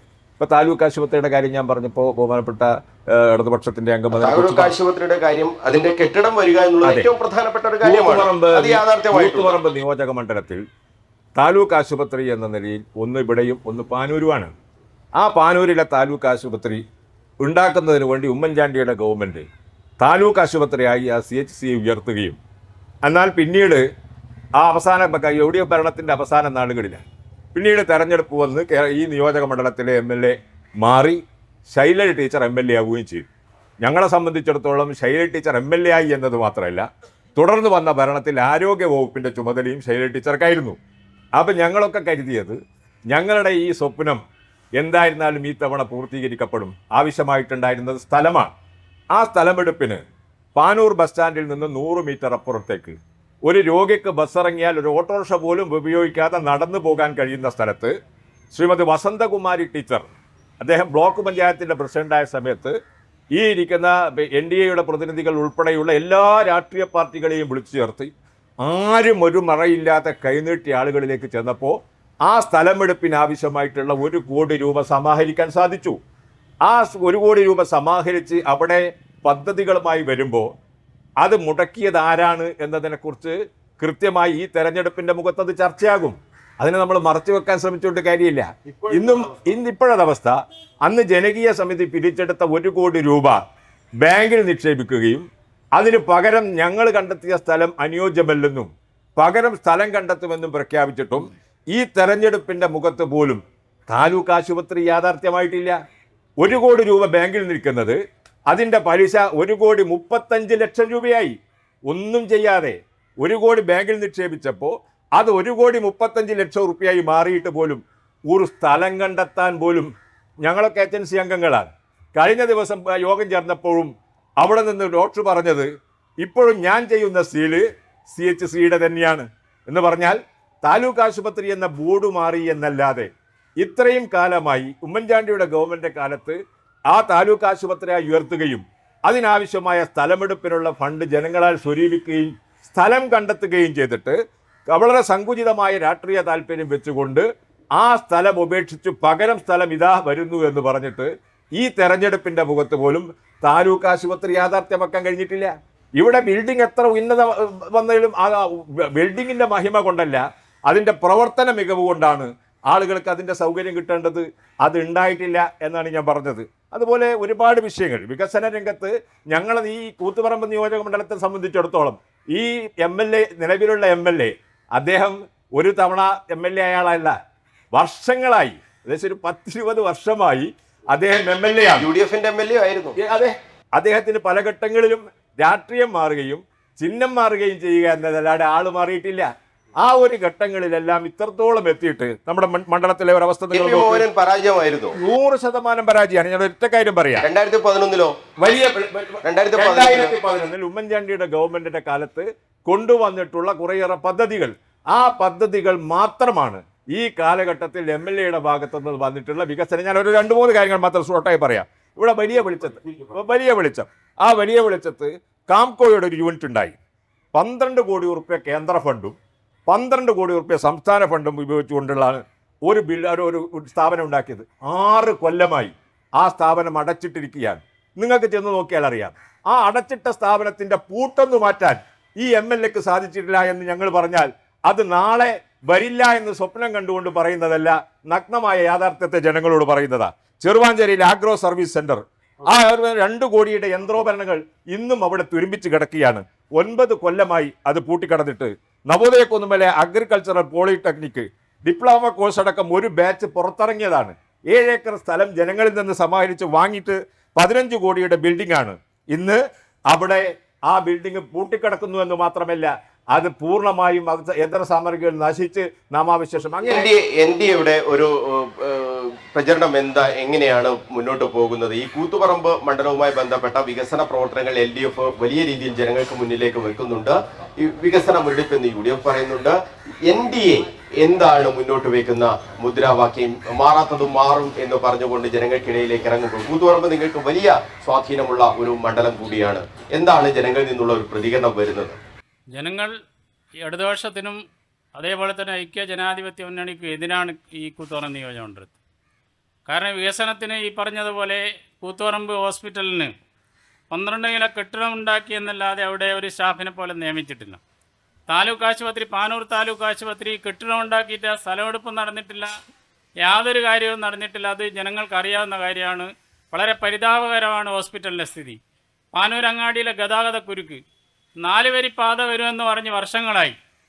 ഐക്യമുന്നണിയുടെ ഭരണകാലഘട്ടം ജനപ്രതിനിധിയായിരുന്ന സമയത്തും ഇടതുപക്ഷ മുന്നണിയുടെ ജനപ്രതിനിധിയുമെല്ലാം പാനൂരിലെ ജനങ്ങളോട് കടുത്ത അവഗണനയാണ് കാട്ടുന്നത്. നമ്മുടെ പാനൂരിൻ്റെ നമ്മുടെ മണ്ഡലത്തിൻ്റെ തെക്കുവശത്തായി സ്ഥിതി ചെയ്യുന്ന മയ്യഴിപ്പുഴ മുതൽ പെരിങ്ങത്തൂർ പുഴ വരെ നീണ്ടുകിടക്കുന്ന ആ പ്രദേശത്ത് ജലപാത നിർമ്മിക്കാമെന്ന് പറഞ്ഞ് ബോട്ട് ജെട്ടികൾ ധാരാളം ഉണ്ടാക്കിയിട്ടുണ്ട്. പക്ഷേ അതിലൂടെ ബോട്ട് ഇന്നവരെ സർവീസ് നടത്തിയിട്ടില്ല. അതേപോലെ കരിയാട് മേഖലയിൽ ഉപ്പുവെള്ളം കയറുന്ന 100 ഹെക്ടർ സ്ഥലമുണ്ട്. അതിന് പരിഹാരം കാണാൻ വേണ്ടി സാധിക്കുമെന്ന് പറഞ്ഞ് ചെയ്തിട്ടില്ല. അതേപോലെ നമ്മുടെ കുന്നോത്തുപറമ്പ്, തൃപ്പങ്കോട്ടൂർ പഞ്ചായത്തുകളിലെ നിരവധി റോഡുകൾ, ഒരു പ്രധാന ഇടതുപക്ഷത്തിൻ്റെ ഒരു ശക്തി കേന്ദ്രമായൊരു സ്ഥലമാണ് ചമതക്കാട് വടക്കേപോലൂർ എന്ന് പറയുന്ന സ്ഥലം. ആ പ്രദേശത്ത് ഏറ്റവും കൂടുതൽ ജനങ്ങൾ അധിവസിക്കുന്ന ആ മേഖലയിലുള്ള കടന്നു പോകുന്ന 7 കിലോമീറ്റർ റോഡ് ഇന്നും വളരെ തകർന്നടിഞ്ഞു കിടക്കുകയാണ്. കഴിഞ്ഞ 20 വർഷമായി റീത്താർ ചെയ്തിട്ട് MLAയുടെ വീടിന് തൊട്ടടുത്തുള്ള ചെമ്മരയോട് പാലം കഴിഞ്ഞ 1 വർഷമായി തകർന്നു കിടക്കുന്നു. ജനങ്ങൾക്ക് ഗതാഗത യോഗ്യമല്ലാത്ത സ്ഥിതിയിലാണ് കിടക്കുന്നത്. നമ്മുടെ മണ്ഡലത്തിലെ ഒരു 2 ടൗണുകളാണല്ലോ, ഒന്ന് കൂത്തുപറമ്പ് അങ്ങാടിയും പാനൂരങ്ങാടിയും. പാനൂരങ്ങാടിയിൽ ഇറങ്ങിയാൽ ഒന്ന് മൂത്രം ഒഴിക്കണമെന്ന് വിചാരിച്ചാൽ സാധ്യമല്ല. പാനൂരങ്ങാടിയിൽ ഒരു മൂത്രപ്പുരയില്ല. മാത്രമല്ല പാനൂർ മുനിസിപ്പാലിറ്റിക്ക് സ്വന്തമായി കെട്ടിടമില്ല. അവിടെ ഒരു മിനി സിവിൽ സ്റ്റേഷൻ സ്ഥാപിക്കുമെന്ന് പറഞ്ഞ് അത് നടന്നിട്ടില്ല. അത് MLA ആയിരുന്ന KP മോഹൻ MLA ആയിരുന്ന സമയത്ത്, ശൈല ടീച്ചർ MLA ആയിരുന്ന സമയത്ത് എല്ലാവരും മുദ്രാവാക്യം വിളിക്കുക എന്നല്ലാതെ വികസനത്തിൻ്റെ സന്ദേശം സാധാരണക്കാരൻ്റെ ഹൃദയത്തിൽ എത്തുന്ന രീതിയിലുള്ള ഒരു വികസന നടപടിയും ഒരു പ്രക്രിയയും ഈ കൂത്തുപറമ്പിൽ നടന്നിട്ടില്ല എന്നത് കാംകോയുടെ അവസ്ഥ. കാർഷിക സർവകലാശാലയുടെ കീഴിൽ നവോദയ കുന്നിൽ പ്രവർത്തിക്കുന്ന ആ പോളിടെക്നിക് യൂണിറ്റിൻ്റെ അടച്ചുപൂട്ടൽ ഉൾപ്പെടെ പുതിയ സംരംഭങ്ങളോ അല്ലെങ്കിൽ പുതിയ സ്ഥാപനങ്ങളോ വിദ്യാഭ്യാസ സ്ഥാപനങ്ങളോ പൊതുമേഖലയിൽ ആരംഭിക്കാൻ വേണ്ടി കൂത്തുപറമ്പ് നിയോജകമണ്ഡലത്തിന് സാധിച്ചിട്ടില്ല എന്നത് വളരെ പരിതാപകരമായ സ്ഥിതിയാണ്. വിപ്ലവം പറയുന്ന ഒരു പാർട്ടിയെ സംബന്ധിച്ചിടത്തോളം അപമാനകരമാണ് എന്നാണ് എനിക്ക് സൂചിപ്പിക്കാനുള്ളത്. ഓക്കെ, എന്തായാലും വികസനവും വികസനമില്ലായ്മയും തന്നെയാണ് കൂത്തുപറമ്പ് നിയമസഭാ മണ്ഡലത്തിൽ പ്രധാനപ്പെട്ട ചർച്ചയാകാൻ പോകുന്നത്. നമുക്ക് പ്രേക്ഷകരിലേക്ക് കൂടി പോകേണ്ടതുണ്ട്. ഈ 2 പേരുടെ ഒരു പ്രശ്നം എന്താന്ന് പറഞ്ഞാൽ 2 പേർക്കും മറുപടി പറയാൻ ഞാനാണ്. അതിന് എനിക്ക് അതേ സമയം കൂടുതൽ വേണം. ഞങ്ങൾ പണ്ടേ ക്ഷണിച്ചതാണ്. പണ്ടേ ക്ഷണിച്ചതാണ്. 3 മുന്നണി ഉണ്ട്, 2 മുന്നണിയേ ഉണ്ട്. ഒരു മുന്നണി ആരെങ്കിലും BJPയുടെ കൂടെ ചേർന്നാൽ മതി. ഓക്കെ, എന്താണ്, ആരോടാണ് ചോദിക്കാനുള്ളത്? പേരെന്താണ്? ഹരീഷാണ്. ഞാൻ ഈ 3 ആളോട് കൂടി ഞങ്ങൾക്ക് സംസാരിക്കാനുള്ളത്. UDF വന്ന് LDF വന്ന് പാനൂർ പഞ്ചായത്ത് വന്ന് ചെറുവാഞ്ചേരി എല്ലാ ഭാഗങ്ങളിലും വന്ന് ഇവിടെ ചെറുവാഞ്ചേരി ഏത് വികസനമാണ് നിങ്ങൾ നടത്തിയിട്ടുള്ളത് എന്ന് പറയാൻ പറ്റുമോ? ആ ചോദ്യത്തിന് ഉത്തരം ഈ മൂന്നാളും പറഞ്ഞേ പറ്റി. ചെറുവാഞ്ചേരിയിൽ LDF UDF വന്ന ശേഷം ചെറുവാഞ്ചേരിയിൽ എന്ത് വികസനമാണുള്ളത് ഒരാൾക്ക് പറയാൻ പറ്റില്ല. പാനൂർ നിങ്ങൾ പറഞ്ഞു, പാനൂർ മൂത്തപ്പുറ ഉണ്ടായി, എല്ലാം ഉണ്ടായി, എല്ലാം വികസനം ഉണ്ടായി. KSUP ഉള്ള കാലത്താണ് പാനൂർ ബസ് സ്റ്റാൻഡ് ഇത്രയായത്. ചെറുവാഞ്ചേരിയെ അവഗണിച്ചു. അതാണ് ചെറുവാഞ്ചേരിയെ അവഗണിച്ചു എന്നുള്ളതാണ് ഒരു ആക്ഷേപമായി പറയുന്നത്. അതിൽ ഭരണപക്ഷം തന്നെ മറുപടി പറയട്ടെ. ഇത് പറയുന്നതിന് മുമ്പ് അതിലും വളരെ ഗൗരവമായ വിഷയം നേരത്തെ വിഷയമാക്കേണ്ടത്. അതിലൊന്ന് പാനൂർ താലൂക്ക് ആശുപത്രി. ഇപ്പോൾ ഇവിടെ ചർച്ചയിൽ വന്നു 1,35,00,000 രൂപ ബാങ്ക് അക്കൗണ്ടിൽ ഉണ്ട് എന്ന്. കഴിഞ്ഞ ഇതേ തെരഞ്ഞെടുപ്പിന്റെ ചർച്ചയിൽ UDFന്റെ പ്രതിനിധികൾ പറഞ്ഞത് ഈ പണം എവിടെ പോയി എന്നാണ്. അന്നും അക്കൗണ്ടിലുണ്ട്, ജോയിന്റ് അക്കൗണ്ടിലുണ്ട് ചർച്ച. പക്ഷെ ഇന്ന് സമ്മതിച്ചതിൽ വളരെ നന്ദി. UDFന്റെ തെരഞ്ഞെടുപ്പ് കമ്മിറ്റി ചെയർമാൻ PPS സലാമാണ് അക്കൗണ്ട് ഓൾഡർ. ഞങ്ങൾ ഒരിക്കലും അങ്ങനെ ഒരു സംഖ്യ പിടിച്ചിട്ടില്ല എന്ന് പറഞ്ഞിട്ടില്ല. ആ സംഖ്യക്ക് 35 ലക്ഷം രൂപ ഇൻട്രസ്റ്റ് ആയിരിക്കുന്നു എന്നതാണ് ചർച്ച. ഇതായിരുന്നു, അതാണ് ഞാൻ പറഞ്ഞത്. ഇപ്പം ഈ വസ്തുത പറഞ്ഞത് നന്നായി എന്നാണ് പറയുന്നത്. പാനൂർ താലൂക്ക് ആശുപത്രി നിലവിൽ CHC ഉള്ളൂ. എന്തുകൊണ്ടാണ്? പാനൂർ താലൂക്ക് ആശുപത്രി ബാസൽ മിഷന്റെ കെട്ടിടമാണ്. ആ കെട്ടിടത്തിൽ ഒരു ഫണ്ട് ചെലവഴിക്കാൻ സർക്കാരിന്റെ പറ്റില്ല, മുനിസിപ്പാലിറ്റിയും പറ്റില്ല. ഭൗതികാചാര്യം അവിടെ ഉപകരണങ്ങളാവാം, മറ്റൊക്കെ ചെയ്യാം. ഇതിന് പകരം സൗകര്യപ്രദമായ ഒരു സ്ഥലം വേണം. ഇതിനാവശ്യമായ നേരത്തെ ഇവിടെ പറഞ്ഞു ബസ് സ്റ്റാൻഡിന്റെ പരിസരത്ത് സ്ഥലം. എന്നാൽ LDF വന്നപ്പോൾ പറഞ്ഞു ഇതിൽ സൗകര്യപ്രദമായ കുറച്ച് കൂടുതൽ സ്ഥലം ഉണ്ടാവണം. അതിനുവേണ്ടി പാനൂരിൽ നിന്നും പൂക്കോത്ത് പോകുന്ന വഴിയിൽ കിഴക്ക് ഭാഗത്തായി നുച്ചിക്കോട്ട് മുസ്തഫ എന്ന് പറയുന്നവരുടെ 3 ഏക്കറോളം വരുന്ന സ്ഥലം എക്വയർ ചെയ്തു. എക്വയർ ചെയ്യാൻ ആവശ്യമായ നടപടികളുണ്ട്. നടപടിക്രമം പൂർത്തിയായി. അതിനുശേഷം കോടതിയിൽ പോയി. ഹൈക്കോടതിയിൽ 2024 ഒക്ടോബറിൽ വാദപ്രതിവാദം കഴിഞ്ഞ് ആ ജഡ്ജി വിധി പറഞ്ഞത് 2025-ലാണ്. 1 വർഷം പിന്നിട്ടും. അതിന്റെ പിന്നിലുള്ള കഥകളൊന്നും ഞാൻ പറയുന്നില്ല. അതിനുശേഷം ഭൂമി എന്ന് ഞാൻ എന്ന് പറഞ്ഞാൽ കോടതിയുടെ കാര്യമല്ലേ, അപ്പൊ കോടതിയുടെ പറയാമല്ല. പക്ഷെ ഇതാണ് സംഭവം. ഒരു വിധി പറയാൻ എന്തിനും 1 കൊല്ലെടുത്തു. അതിന്റെ എന്താണ് പ്രശ്നം? കോടതിയിൽ പോയത് ഈ കെട്ടിടം അവിടെ യാഥാർത്ഥ്യമാക്കരുത് എന്ന് അതുകൊണ്ടാണല്ലോ കോടതി പോയത്. അതിന്റെ ഉടമയാണ് കോടതി പോയത്. എക്വിസിഷൻ ചെയ്യാൻ ഏതൊരു സർക്കാരിനും അധികാരം ഉണ്ടല്ലോ. അതിനുശേഷം എടുത്തു. ഇപ്പൊ സ്ഥലം സർക്കാരിൻ്റെതായി മാറി. അതിനുവേണ്ടി 10,76,00,000 രൂപ കിഫ്ബിയിൽ നിന്ന് ഫണ്ട് അനുവദിച്ചു. അതിന്റെ DPR തയ്യാറാക്കുന്നതിന് വേണ്ടി വാപ്കോസ് എന്ന് പറയുന്ന കേന്ദ്ര ഏജൻസിയാണ് അതിന്റെ DPR തയ്യാറായിക്കൊണ്ടിരിക്കുന്നു. നമ്മൾ ക്ഷമാപൂർവ്വം കാണണം. എന്തുകൊണ്ട്? ഒരു ആശുപത്രി വരുമ്പോൾ വളരെ സൗകര്യപ്രദമായ സ്ഥലത്ത് ഒരു ആശുപത്രി നിർമ്മിക്കണം. അതിനുവേണ്ടി എല്ലാ സംവിധാനവും 3 ഏക്കർ സ്ഥലം എടുത്തു. DPR തയ്യാറായി. അതിന്റെ ഭാഗമായിട്ടുള്ള വരുന്ന വർഷങ്ങളിൽ എത്രയും പെട്ടെന്ന് അതിന്റെ പണം ചെലവഴിയും. അതിനുവേണ്ടി 90 കോടി രൂപ കിഫ്ബിയിൽ നിന്ന് അനുവദിച്ചിട്ടുണ്ട്. അതാണ് ഈ സർക്കാരിന്റെ പ്രത്യേകത എന്ന് പറയുന്നത്. അതെ, ഞാൻ പറയാം. കൂത്തുപറമ്പ് സംബന്ധിച്ച് ring road, Koothuparamba bus stand, ഇതൊക്കെ ഇവിടെ പറഞ്ഞു പോയി. അപ്പൊ അതിന് സമാധാനം പറയണ്ടേ? കൂത്തുപറമ്പ് ബസ് സ്റ്റാൻഡ് കേരളത്തിലെ ഏതെങ്കിലും ഒരു മുനിസിപ്പാലിറ്റി, ഇത് 16.76 ചതുരശ്ര കിലോമീറ്റർ മുനിസിപ്പാലിറ്റിക്കുള്ളൂ. ഇങ്ങനെ ഒരു മുനിസിപ്പാലിറ്റി 10 ഏക്കർ 65 സെന്റ് സ്ഥലം ബസ് സ്റ്റാൻഡിന് വേണ്ടി കണ്ടെത്തിയിട്ടുണ്ടോ? കൂത്തുപറമ്പിലാണ് അന്ന് നടത്തിയിട്ടുള്ളത്. അതിനുവേണ്ടി അതിന്റെ സ്ഥലം ഉടമകൾക്ക് വേണ്ടി ഏകദേശം 22 കോടി രൂപ കൊടുത്തു കഴിഞ്ഞു. ഇതെന്തുകൊണ്ടാണ് വൈകാൻ കാരണം? ആ വൈകാൻ കാരണം ഇതിനാവശ്യമായ ഒരു വ്യക്തി കോടതിയിൽ പോയി. ആ കോടതിയിൽ പോയപ്പോൾ അത് ജില്ലാ കോടതി, ഹൈക്കോടതി, സുപ്രീം കോടതി. 2024 ഒക്ടോബറിലാണ് സുപ്രീം കോടതി വിധി ബസ് സ്റ്റാൻഡിന് അനുകൂലമായി വന്നത്. അതിനുശേഷമാണ് അതിന്റെ അലൈൻമെന്റ് റവന്യൂ സംവിധാനം നീക്കിയത്, സ്ഥലമേറ്റെടുപ്പ്. അതിന്റെ ഭാഗമായിട്ടാണ് ഇതിന്റെ DPR പ്ലാനും എസ്റ്റിമേറ്റും ജിറ്റ്പാക്ക് എന്ന് പറയുന്ന ഏജൻസി തിരുവനന്തപുരം നടത്തിക്കൊണ്ടിരിക്കുന്നു. അതിനെല്ലാം നിലയായി കഴിഞ്ഞു. അതിന്റെ ഭാഗമായിട്ട് ഞങ്ങൾക്ക് വേണമെങ്കിൽ സ്വകാര്യ ഏജൻസി ഈ ബസ് സ്റ്റാൻഡ് നിർമ്മിക്കാൻ ഏൽപ്പിക്കാം. പക്ഷേ ഇടതുപക്ഷ പ്രസ്ഥാനത്തിന്റെ കാഴ്ചപ്പാട് അത് സർക്കാരിന് തന്നെ മുനിസിപ്പൽ സ്വന്തമായി നടക്കണം. അതിന്റെ ഭാഗമായിട്ട് കുറച്ച് ആവശ്യം. പക്ഷേ ഇങ്ങനെ ഒരു കാഴ്ചപ്പാട് ഇതിന്റെ ഭാഗമായിട്ട് റിംഗ് റോഡ് 20 വർഷം മുമ്പേ ഒരു പ്രൊജക്ട് രാഷ്ട്രീയമാണ് കൂത്തുപറമ്പ് മുനിസിപ്പാലിറ്റി മുന്നോട്ട് വെച്ചത്. വേറെ എവിടെയെങ്കിലും ഉണ്ട് റിംഗ് റോഡ്? അത് 46 കോടി രൂപയുടെ പദ്ധതി അവിടെ നടന്നു വരുന്നുണ്ട്. അതിനാവശ്യമായ കാര്യങ്ങൾ അത് വരുന്നത് വേറെ കഴിഞ്ഞ. പിന്നെ ഇവിടെ പറയുന്ന ഒരു വിഷയം ചെറുവാഞ്ചേരിയിൽ നിന്ന് നമ്മൾ ആലോചിക്കുക, ഒരു കോറിഡോറാണ് ചെറുവാഞ്ചേരി. ഒരു കോറിഡോർ എന്ന് പറഞ്ഞാൽ പാറാടുന്ന ചെറുവാഞ്ചേരി വഴി പിന്നെ കണ്ണവത്തേക്ക് പോകുന്ന റോഡ്. അത് കഴിഞ്ഞ് നമ്മുടെ ഈ കൈവേലിക്കൽ പാനൂരിൽ നിന്ന് കൈവേലിക്കൽ വഴി കുന്നോത്തുപറമ്പ് ചെറുവാഞ്ചേരി, അത് കഴിഞ്ഞ് മുത്താറിപ്പുഴയിൽ നിന്ന് ഇങ്ങോട്ട് ചെറുവാഞ്ചേരി വരുന്ന ചെറുവാഞ്ചേരി റോഡ്, പാത്തിപ്പാലത്ത് നിന്ന് വരുന്ന ചെറുവാഞ്ചേരി എത്തുന്ന റോഡ്, കൊട്ടിയോടെ വരുന്ന ചെറുവാഞ്ചേരി എത്തുന്ന റോഡ്, കൂത്തുപറമ്പ് എന്ന പാലത്തങ്ങര ആരംഭിച്ച റോഡ്, ഇതെല്ലാം കൂത്തുപറമ്പ് എന്ന് പറഞ്ഞ ചെറുവാഞ്ചേരിയെ അടിസ്ഥാനപ്പെടുത്തി നടത്തുന്ന വികസനം മെക്കാഡാം റോഡുകളായിട്ടുണ്ട്. അതിന് പുറമെ അവിടെ ഉണ്ടായിരുന്ന പ്രൈമറി ഹെൽത്ത് സെന്റർ ഏത് പറഞ്ഞു തീർത്തോട്ടെ. ഒറ്റമിട്ട് ചെറുവാഞ്ചേരിയിൽ നിന്ന് കണ്ണുവത്തേക്ക് പോകുന്ന റോഡിന് അച്ചാർക്കവിലേക്ക് പോകുന്ന റോഡ് ടാർ ചെയ്തിട്ടുണ്ടോ ഇല്ലയോ അത് നിങ്ങൾ പറഞ്ഞാൽ മതി. അങ്ങനെ അങ്ങനെ ചോദിച്ചാ എങ്ങനെ പറയാമണ? അത് ജനചേട്ടൻ പഞ്ചായത്ത് പ്രസിഡന്റോ അല്ലെങ്കിൽ ചെയർമാനോ ഒന്നും അല്ലല്ലോ. അതിന്റെ ഭാഗമായിട്ട് ഞാൻ പറഞ്ഞ PWD റോഡ്, പ്രധാനപ്പെട്ട റോഡുകൾ ഈ പറയുന്ന 10 വർഷക്കാലത്തിനിടയിൽ നടന്ന കാര്യമാണ്. അതിന് പുറമെ അവിടെ ഉണ്ടായിരുന്ന PSC ഉണ്ടായിരുന്നു. അവിടെ അത് കുടുംബക്ഷേമ കേന്ദ്രമായി വളരെ ഭംഗിയുള്ള സംവിധാനമായി അതിപ്പോ CSC ആയി മാറി. അത് ഈ ഗവൺമെന്റ് കാലത്ത് മാറിയതാണ്. സ്റ്റേഡിയം, അവിടെയുള്ള വികസന സംസ്കാരം ഒരു തുടർഭരണം ഉണ്ടാവുകയാണെങ്കിൽ ചെറുവാഞ്ചേരി നിങ്ങൾ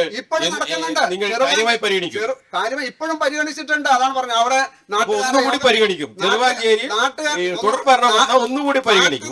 യോഗം ചേർന്നിട്ട് സർവകക്ഷി യോഗം ചേർന്ന് വികസന മാതൃക സ്ഥലമെടുത്ത് സ്റ്റേഡിയം നിർമ്മാണം അവിടെ നടന്നു വരികയാണ് ചെറുവാഞ്ചേരിയിൽ. ചെറുവാഞ്ചേരിയുടെ ഒരു പ്രശ്നം എന്താണ്? എന്താണ് ഷാഹുൽ ഹമീദിന്റെ ഒരു ഞാൻ 2 കാര്യം പറയാം. ഒന്ന്, പാനൂര് താലൂക്ക് ആശുപത്രിക്ക് അത് ബാസൽ മിഷന്റെ കയ്യിലുള്ള സ്ഥലമായതുകൊണ്ടാണ് താലൂക്ക് ആശുപത്രി മാത്രമായി പോയത്. ഏറ്റവും പ്രധാനപ്പെട്ട ഒരു വിഷയം എന്നൊക്കെ പറയാം. അവിടെ ഒന്നും ചെയ്യാൻ പറ്റാത്തതെന്ന് പറഞ്ഞത് അതങ്ങനെ സമ്മതിച്ചത് വലിയ സന്തോഷമുണ്ട്. കാരണം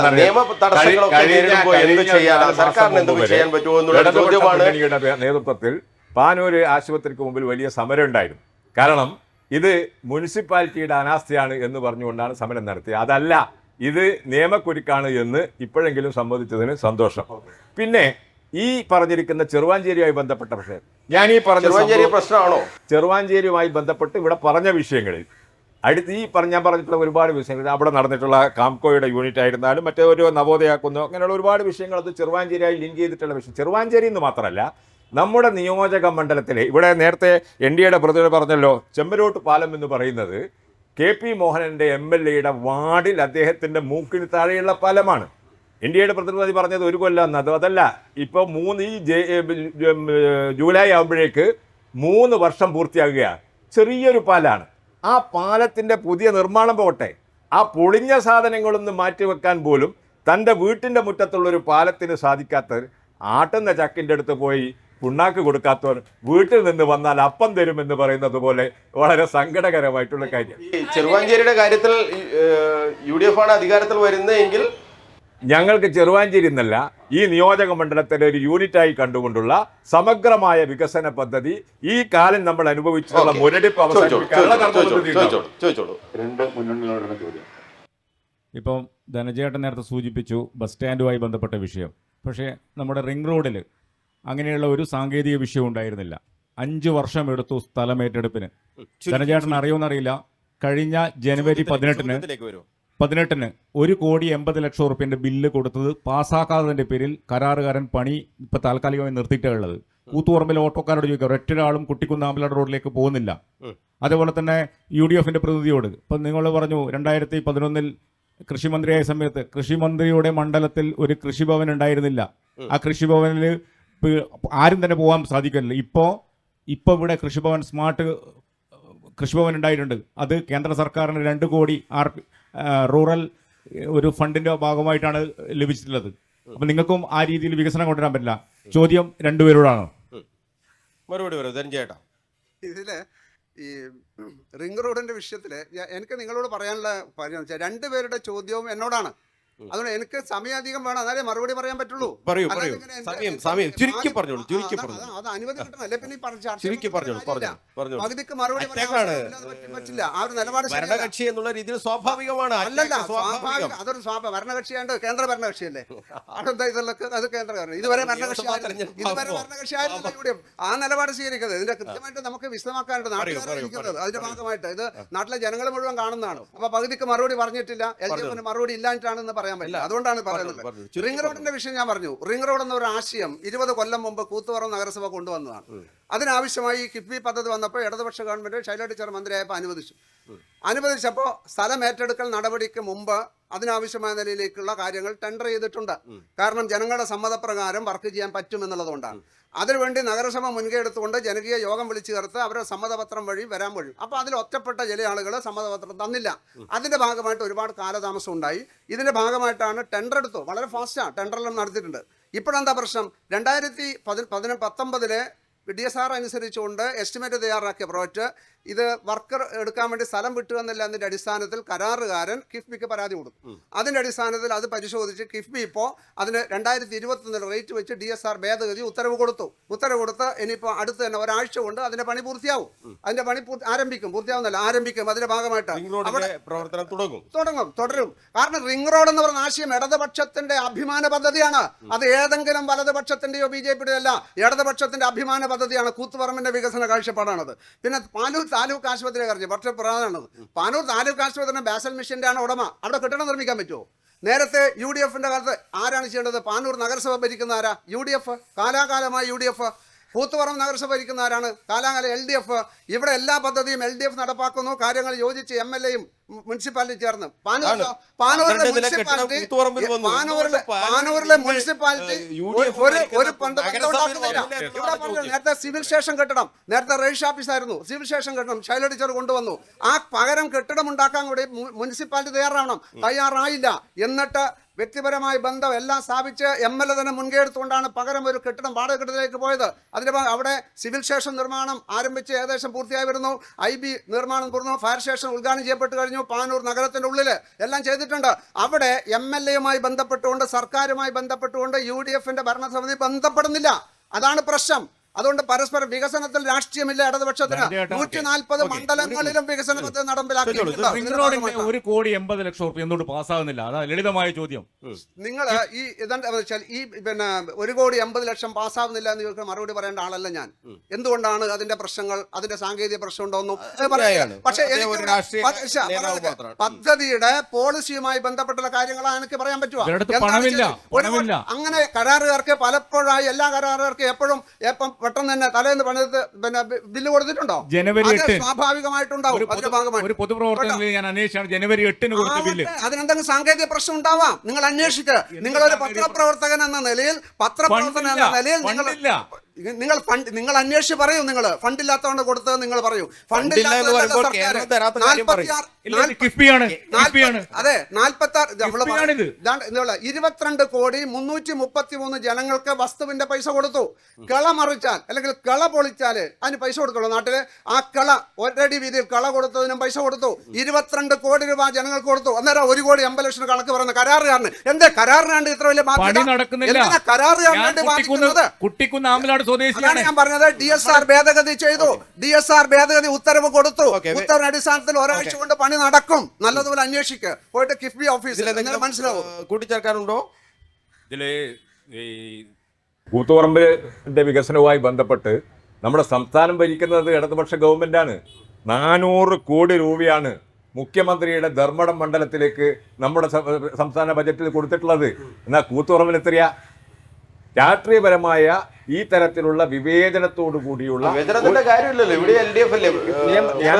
ഞാൻ പറഞ്ഞോട്ടെ, ആ നിലയിലുള്ള സമീപനങ്ങൾ പലപ്പോഴുമായിട്ട് സ്വീകരിച്ചിട്ടുണ്ട് വികസന കാഴ്ചപ്പാടിന്റെ കാര്യത്തിലടക്കം. ഇപ്പൊ തന്നെ പറഞ്ഞിട്ടുള്ള ഈ താലൂക്ക് ആശുപത്രി ബാസൽ മിഷന്റെ ബിൽഡിംഗ് എടുക്കാൻ പറ്റില്ല എന്ന് എല്ലാവർക്കും അറിയാവുന്നതുകൊണ്ടാണല്ലോ നമ്മൾ സ്ഥലമെടുപ്പിക്കുന്നത്. എൻ്റെ ചോദ്യം, ബസ് സ്റ്റാൻഡിൽ നിന്ന് 100 മീറ്റർ അപ്പുറത്തുള്ള 1 ഏക്കർ ഭൂമി കണ്ടെത്തി അതിനുള്ള ഫണ്ട് ഭൂമിക്ക് പകരം 3 ഏക്കർ ഭൂമിയാണ് ഇപ്പൊ ഏറ്റെടുത്തത്. അതെ, ഞാൻ പറയാം. ഈ പറഞ്ഞ ഏറ്റെടുത്ത ഭൂമി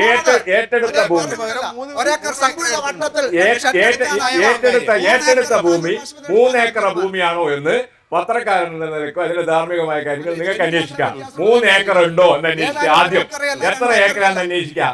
നിലവിൽ കയ്യിലുള്ള ഒരു സാധനത്തെ അത് നമുക്ക് പ്രത്യേകമായി നമുക്കൊരു കാരണം എന്താണ് ഈ കാര്യത്തിൽ, അതായത് ഇദ്ദേഹം ഒക്കെ ചോദിച്ച 2 മുന്നണികളോടാണ് ചോദിച്ചതെങ്കിൽ കൂടി ഈ റിംഗ് റോഡുമായി ബന്ധപ്പെട്ട കാര്യങ്ങളിലൊക്കെ ജനങ്ങളുടെ ഒരു NDAയുടെ ഒരു അഭിപ്രായം എന്താണ്? ചുരുക്കി റിംഗ് റോഡ് പൂർത്തിയാക്കണമെന്നാണ് NDA പറയുന്നത്. അതിന്റെ പ്രവർത്തനം ആരംഭിക്കണം.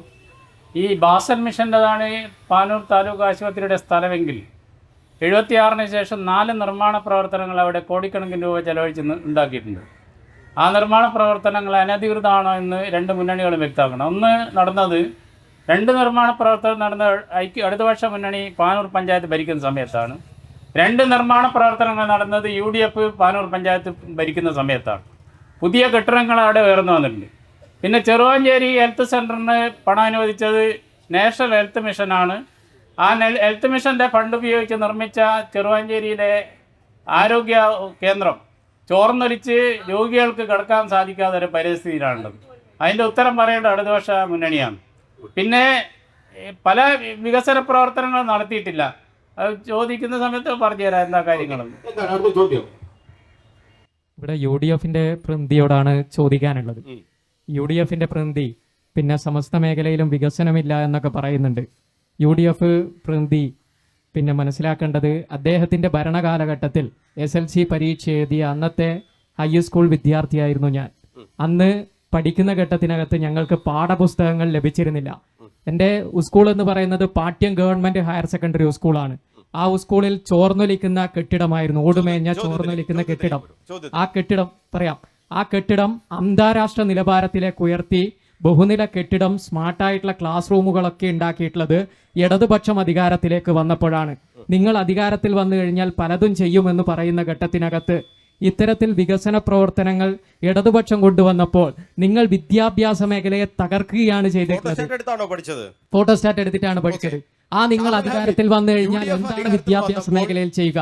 പാഠപുസ്തകങ്ങൾ ഉണ്ടായിരുന്നില്ല, ഫോട്ടോസ്റ്റാറ്റ് എടുത്ത് വിദ്യാഭ്യാസ മേഖലയിലെ സാമൂഹ്യമായ വലിയ പരിവർത്തനത്തിനു വേണ്ടി ഐക്യജനാധിപത്യ മുന്നണി തയ്യാറെടുക്കുകയും അതിനുവേണ്ടിയുള്ള പ്രവർത്തനങ്ങൾ നടക്കുകയും ചെയ്തപ്പോൾ അതിനെതിരായി നടത്തിയിട്ടുള്ള സമരത്തിന്റെ പോരാട്ടത്തിൽ ധീര രക്തസാക്ഷിത്വം ഭരിച്ചവരുടെ സ്തൂപം ഇതിന് പിന്നിൽ നിൽക്കുന്നുണ്ട്. എന്നാൽ ആ കാലഘട്ടത്തിൽ നിന്ന് മാറി ഞങ്ങൾ അന്ന് പറഞ്ഞ നിലപാടിലേക്ക് അന്ന് പറഞ്ഞത് സ്വകാര്യവൽക്കരണവും അതുപോലെ തന്നെ വിദ്യാഭ്യാസ കച്ചവടവും എന്നാണ്. എന്നാൽ ഇന്ന് ഗവൺമെന്റ് സമീപിക്കുന്ന ഓരോ രീതിയും നിഷ്പക്ഷ ബുദ്ധിയാ വിലയിരുത്തിയാൽ ഐക്യജനാധിപത്യ മുന്നണി എടുത്ത നിലപാടാണ് ശരിയെന്ന് കാലങ്ങൾക്ക് ശേഷം ഇടതുപക്ഷവും അംഗീകരിച്ചു എന്നാണ് ഞാൻ പറയുന്നത്. എനിക്ക് ഈ വിഷയത്തെ സംബന്ധിച്ച് പറയാനുണ്ട്.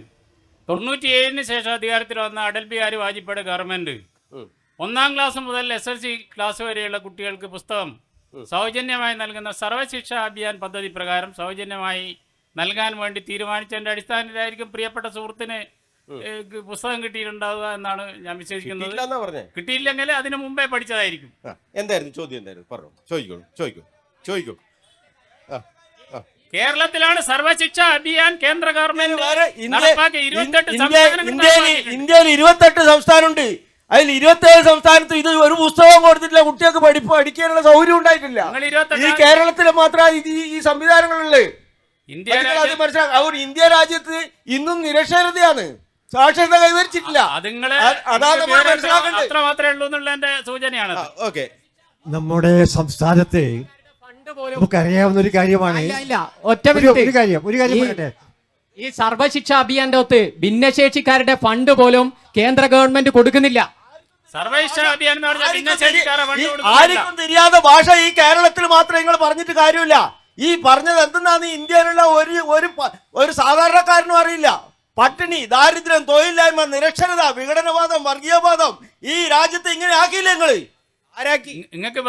ഈ രാജ്യം ഭരിക്കുന്ന ഭരണാധികാരികള്. 70 വർഷക്കാലം ഇന്ത്യ രാജ്യം ഭരിച്ചത് ഇന്ത്യൻ നാഷണൽ കോൺഗ്രസ് ആണ്. 12 വർഷമായിട്ടാണ് നരേന്ദ്രമോദിയുടെ ഗവൺമെന്റ് ഇന്ത്യ രാജ്യം ഭരിക്കുന്നത്. ഇന്ത്യ രാജ്യം ഭരിച്ചിട്ടില്ല.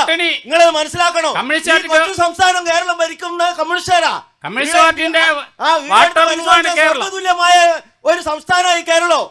അത് മുറുകെ ഞാൻ സാധാരണക്കാരന്റെ അടിസ്ഥാന സൗകര്യങ്ങൾ വിലയിരുത്തി ഞാൻ ഈ സംസാരിക്കുന്നത് കമ്മ്യൂണിസ്റ്റ് പാർട്ടിയുടെ അവസാനത്തെ സംസ്ഥാനം നഷ്ടപ്പെട്ടുകൊണ്ടാന്ന് വിചാരിച്ചിട്ടാണ്.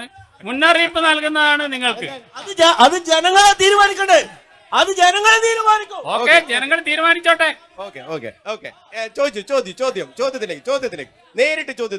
ബഹുമാനപ്പെട്ട NDA കോൺഗ്രസ് നേതാക്കൾ പറയാനുള്ളത്, ഞാൻ പറയുന്ന കാര്യങ്ങൾ വ്യക്തമായ ധാരണയിൽ നിങ്ങൾ ഉത്തരം പറയണം.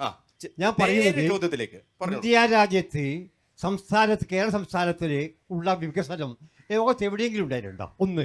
2, ഇന്ത്യ രാജ്യത്തെ വികസനത്തിന് കേരളത്തിലെ വികസന നേട്ടങ്ങൾ പറയുന്നത് കേരള സംസ്ഥാനം ഭരിക്കുന്ന ആളല്ല, കേന്ദ്രം ഭരിക്കുന്നവരും മറ്റുള്ളവരൊക്കെ ആയോഗൊക്കെയാണ്. പറയുന്നത് ഓക്കേ. ഇന്ത്യ രാജ്യത്തിലെ കേരളം നമ്പർ 1 എന്ന് പറയുമ്പോഴേ നമുക്ക് അഭിമാനിക്കാം. ആരാണ് ഉത്തരവാദി? അതായത് ആരോഗ്യ മേഖല, വിദ്യാഭ്യാസ മേഖല ഭരണത്തിന്റെ തുടങ്ങിയ അത്തരം കാര്യത്തിലുള്ള അടിസ്ഥാന സൗകര്യ വികസന മേഖല അങ്ങനത്തെ കാര്യത്തിലൊക്കെ നീതി ആയോഗിന്റെ ഒക്കെ റിപ്പോർട്ട് വന്നിട്ടുണ്ടല്ലോ. അതൊക്കെയാണ് വിദ്യാഭ്യാസത്തിന്റെ കാര്യത്തിൽ ഞാൻ പറയട്ടെ, ഞാൻ ഒരു അധ്യാപകനായി വിരമിച്ച ഒരാളാണ്. വിദ്യാഭ്യാസത്തിന്റെ കാര്യത്തിൽ ഈ 10 കൊല്ലം നടത്തിയ നേട്ടങ്ങൾ ഇവിടെ സഖാവ് പറഞ്ഞ പോലെ എത്രമാത്രം നേട്ടങ്ങൾ ഉണ്ടായിട്ട് നിങ്ങളുടെ മക്കള്, ഇവിടെ ഇരിക്കുന്ന നേതാക്കന്മാരുടെ മക്കള്, അടുത്ത വീട്ടിലെ ഉത്തരപ്രദേശ് ചോദിച്ചു നോക്കി അവരുടെ വിദ്യാഭ്യാസ നിലവാരം, ആരോഗ്യ മേഖലയിലുള്ള എന്താണ് മറുപടി പറയേണ്ടത്? എന്താണ് ആ ചോദ്യത്തിന് അതായത് നേരിട്ട് നമ്മുടെ കേരളത്തിന്റെ വികസനത്തിലെ നേട്ടങ്ങൾ ഊന്നി പറഞ്ഞുകൊണ്ടാണ് സംസാരിക്കുന്നത്. നിങ്ങൾ ഭരിച്ചപ്പോ കേരളത്തിലുണ്ടായിരുന്ന പോരായ്മകള്, UDF ഭരിച്ചപ്പോഴുണ്ടായ പോരായ്മകള് എനിക്കറിയാം. 2022 ജീവനക്കാർക്കെതിരെ പോരാട്ടങ്ങള് നേരിട്ട് ചോദ്യത്തിലേക്ക് വരും.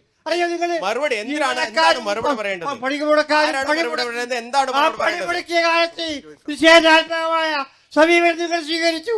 ഈ സർക്കാർ അങ്ങനെയാണോ കൃഷിക്കാരോട് ജീവനക്കാരോട് കാണിക്കുന്ന അനുകൂലമായ നിലപാട്?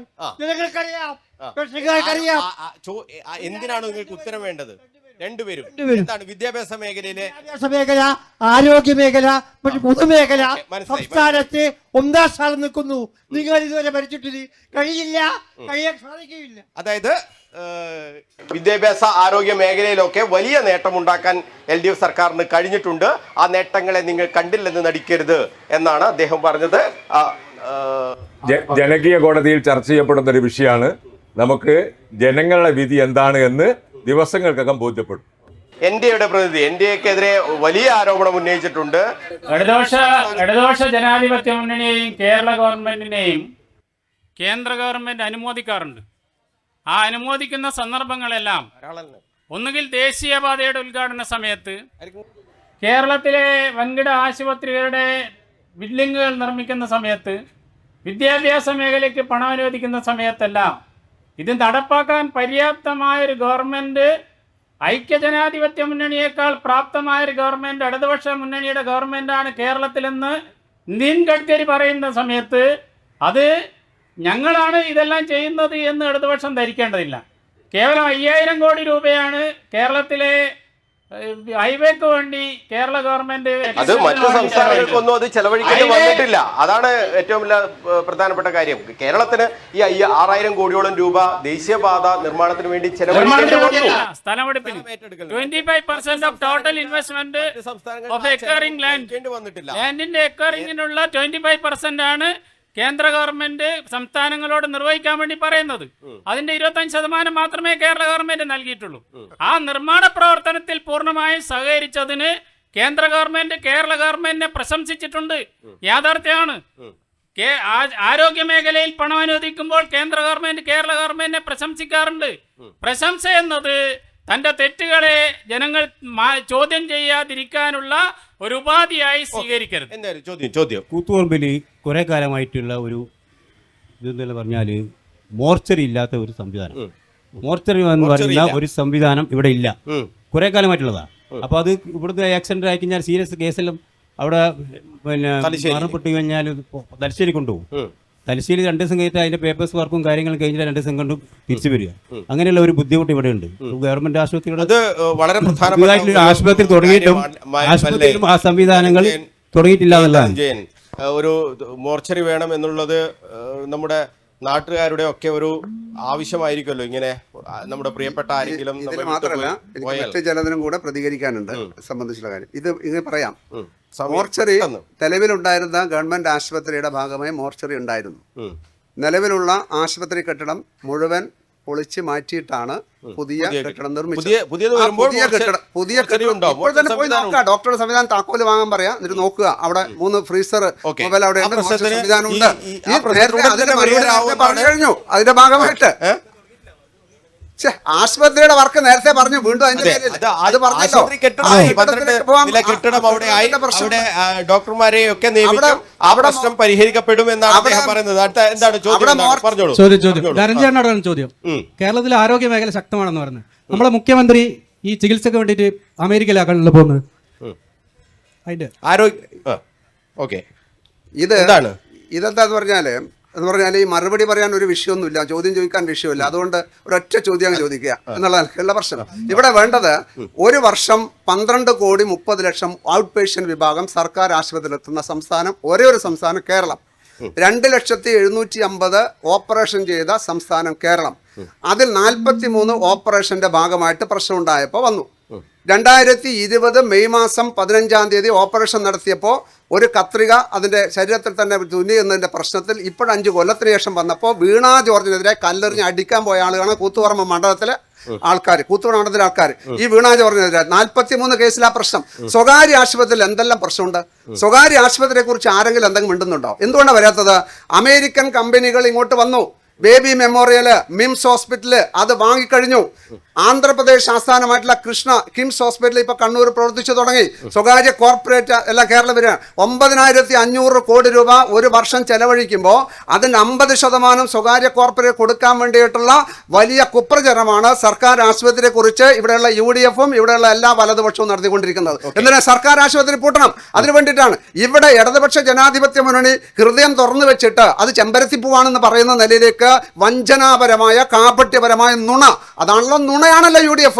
24 മണിക്കൂർ കനകോലു തിയറിയാണ്, നുണയാണ്. നുണ മാത്രം പറയാം. നിങ്ങൾ വികസനത്തെ കുറിച്ച് പറയേണ്ടതില്ല എന്ന് കനകോലു തിയറി ലക്ഷ്യയിൽ നിന്ന് ക്യാമ്പ് നടത്തി പറഞ്ഞു. നിങ്ങൾ പറഞ്ഞു. അതുകൊണ്ട് നുണ എന്ന് പറയുന്നത് VD സതീശൻ അത് നടത്തിയ ജാഥയിൽ മുഴുവൻ നുണയാണ്. 24 മണിക്കൂർ ചോദിച്ചത് പിണറായി വിജയൻ അതാണ് പറഞ്ഞത്. അതിന്റെ പ്രശ്നം പിണറായി വിജയനാണോ? ഉമ്മൻചാണ്ടി പോയിട്ടില്ലേ? എന്താ ചോദിക്കാത്തത്? മറ്റ് സംസ്ഥാനങ്ങളിലെ പോയിട്ടില്ലേ?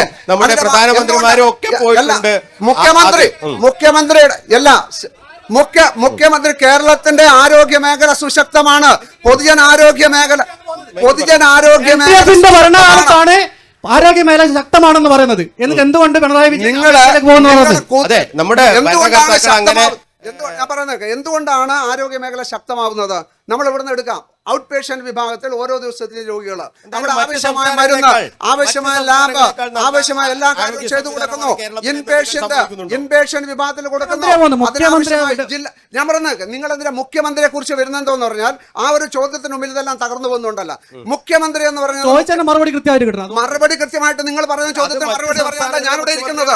അതിന്റെ വ്യക്തമായ ആശയത്തിന് മറുപടി പറയാനാണ് ഞാൻ ഇരിക്കുന്നത്. നിങ്ങൾ പറയുന്ന മറുപടിക്ക്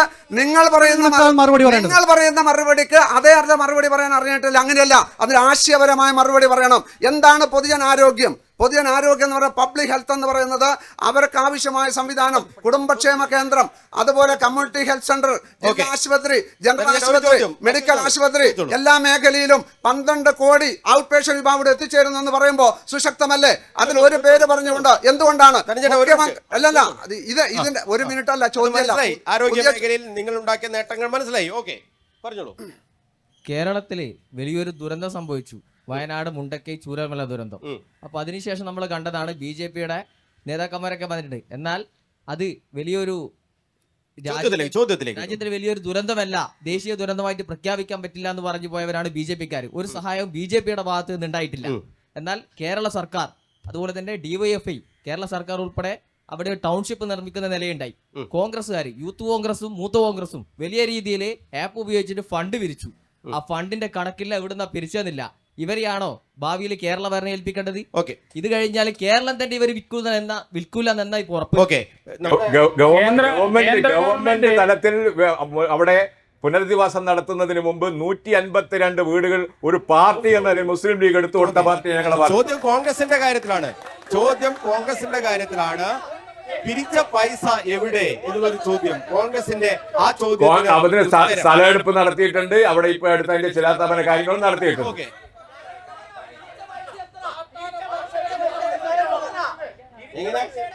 പിരിച്ച പൈസ നിങ്ങൾ എടുത്തു കൊടുത്തു. 5 കൊല്ലം കഴിഞ്ഞ 10 കൊല്ലം കഴിഞ്ഞ എടുത്തു കൊടുത്തോ? മാതൃകാപരമായ സാധാരണ ജനങ്ങളെ പിരിച്ച പൈസയുടെ കണക്കുമായി ബന്ധപ്പെട്ട് പാർട്ടികൾക്ക് പറയാൻ കഴിയൂ. അതുകൊണ്ടാണ് അവിടെയാണ് കേരള സർക്കാരും DYFI മാതൃകയായിട്ടുള്ളത്. അതുകൊണ്ടാണ് അങ്ങനെയാണെങ്കിൽ പയ്യന്നൂരിലെ കുഞ്ഞികൃഷ്ണന്റെ ചോദ്യത്തിന് ആരാ ഉത്തരം കൊടുക്കുക? പിരിച്ച പൈസയുടെ കണക്കാണെങ്കിൽ അതിനുകൂടി കണക്ക് പറയണ്ടേ? BJP ഈ ഇനത്തിൽ പൈസ പിരിച്ചിട്ടില്ല. BJP പൈസ അതല്ല, കൊടുക്കാന്ന് കേന്ദ്ര പറഞ്ഞിട്ടില്ല. സർക്കാർ കേന്ദ്ര ഗവൺമെന്റ് 530 കോടി രൂപ കേന്ദ്ര ഗവൺമെന്റ് കേരള ഗവൺമെന്റ് നൽകിയിട്ടുണ്ട്. കേവലം 170 വീടുകളാണ് കേരള ഗവൺമെന്റ് നിർമ്മിച്ച് നൽകിയിട്ടത്. ഒരു വീടിന് 3 കോടി രൂപ ചെലവഴിച്ചാലും 170 വീട് ഉണ്ടാക്കാൻ വേണ്ടി സാധിക്കും. പണം തട്ടിപ്പാക്കാനല്ല കേന്ദ്ര ഗവൺമെന്റ് കൊടുത്തത്, പണം വിനിയോഗിക്കാനാണ് കൊടുത്തത്. വ്യക്തമായ കണക്കുണ്ടെങ്കിൽ എത്ര കോടി വേണമെങ്കിലും കേന്ദ്ര ഗവൺമെന്റ് കൊടുക്കാമെന്ന് പറഞ്ഞിട്ടുണ്ട്. നമുക്ക്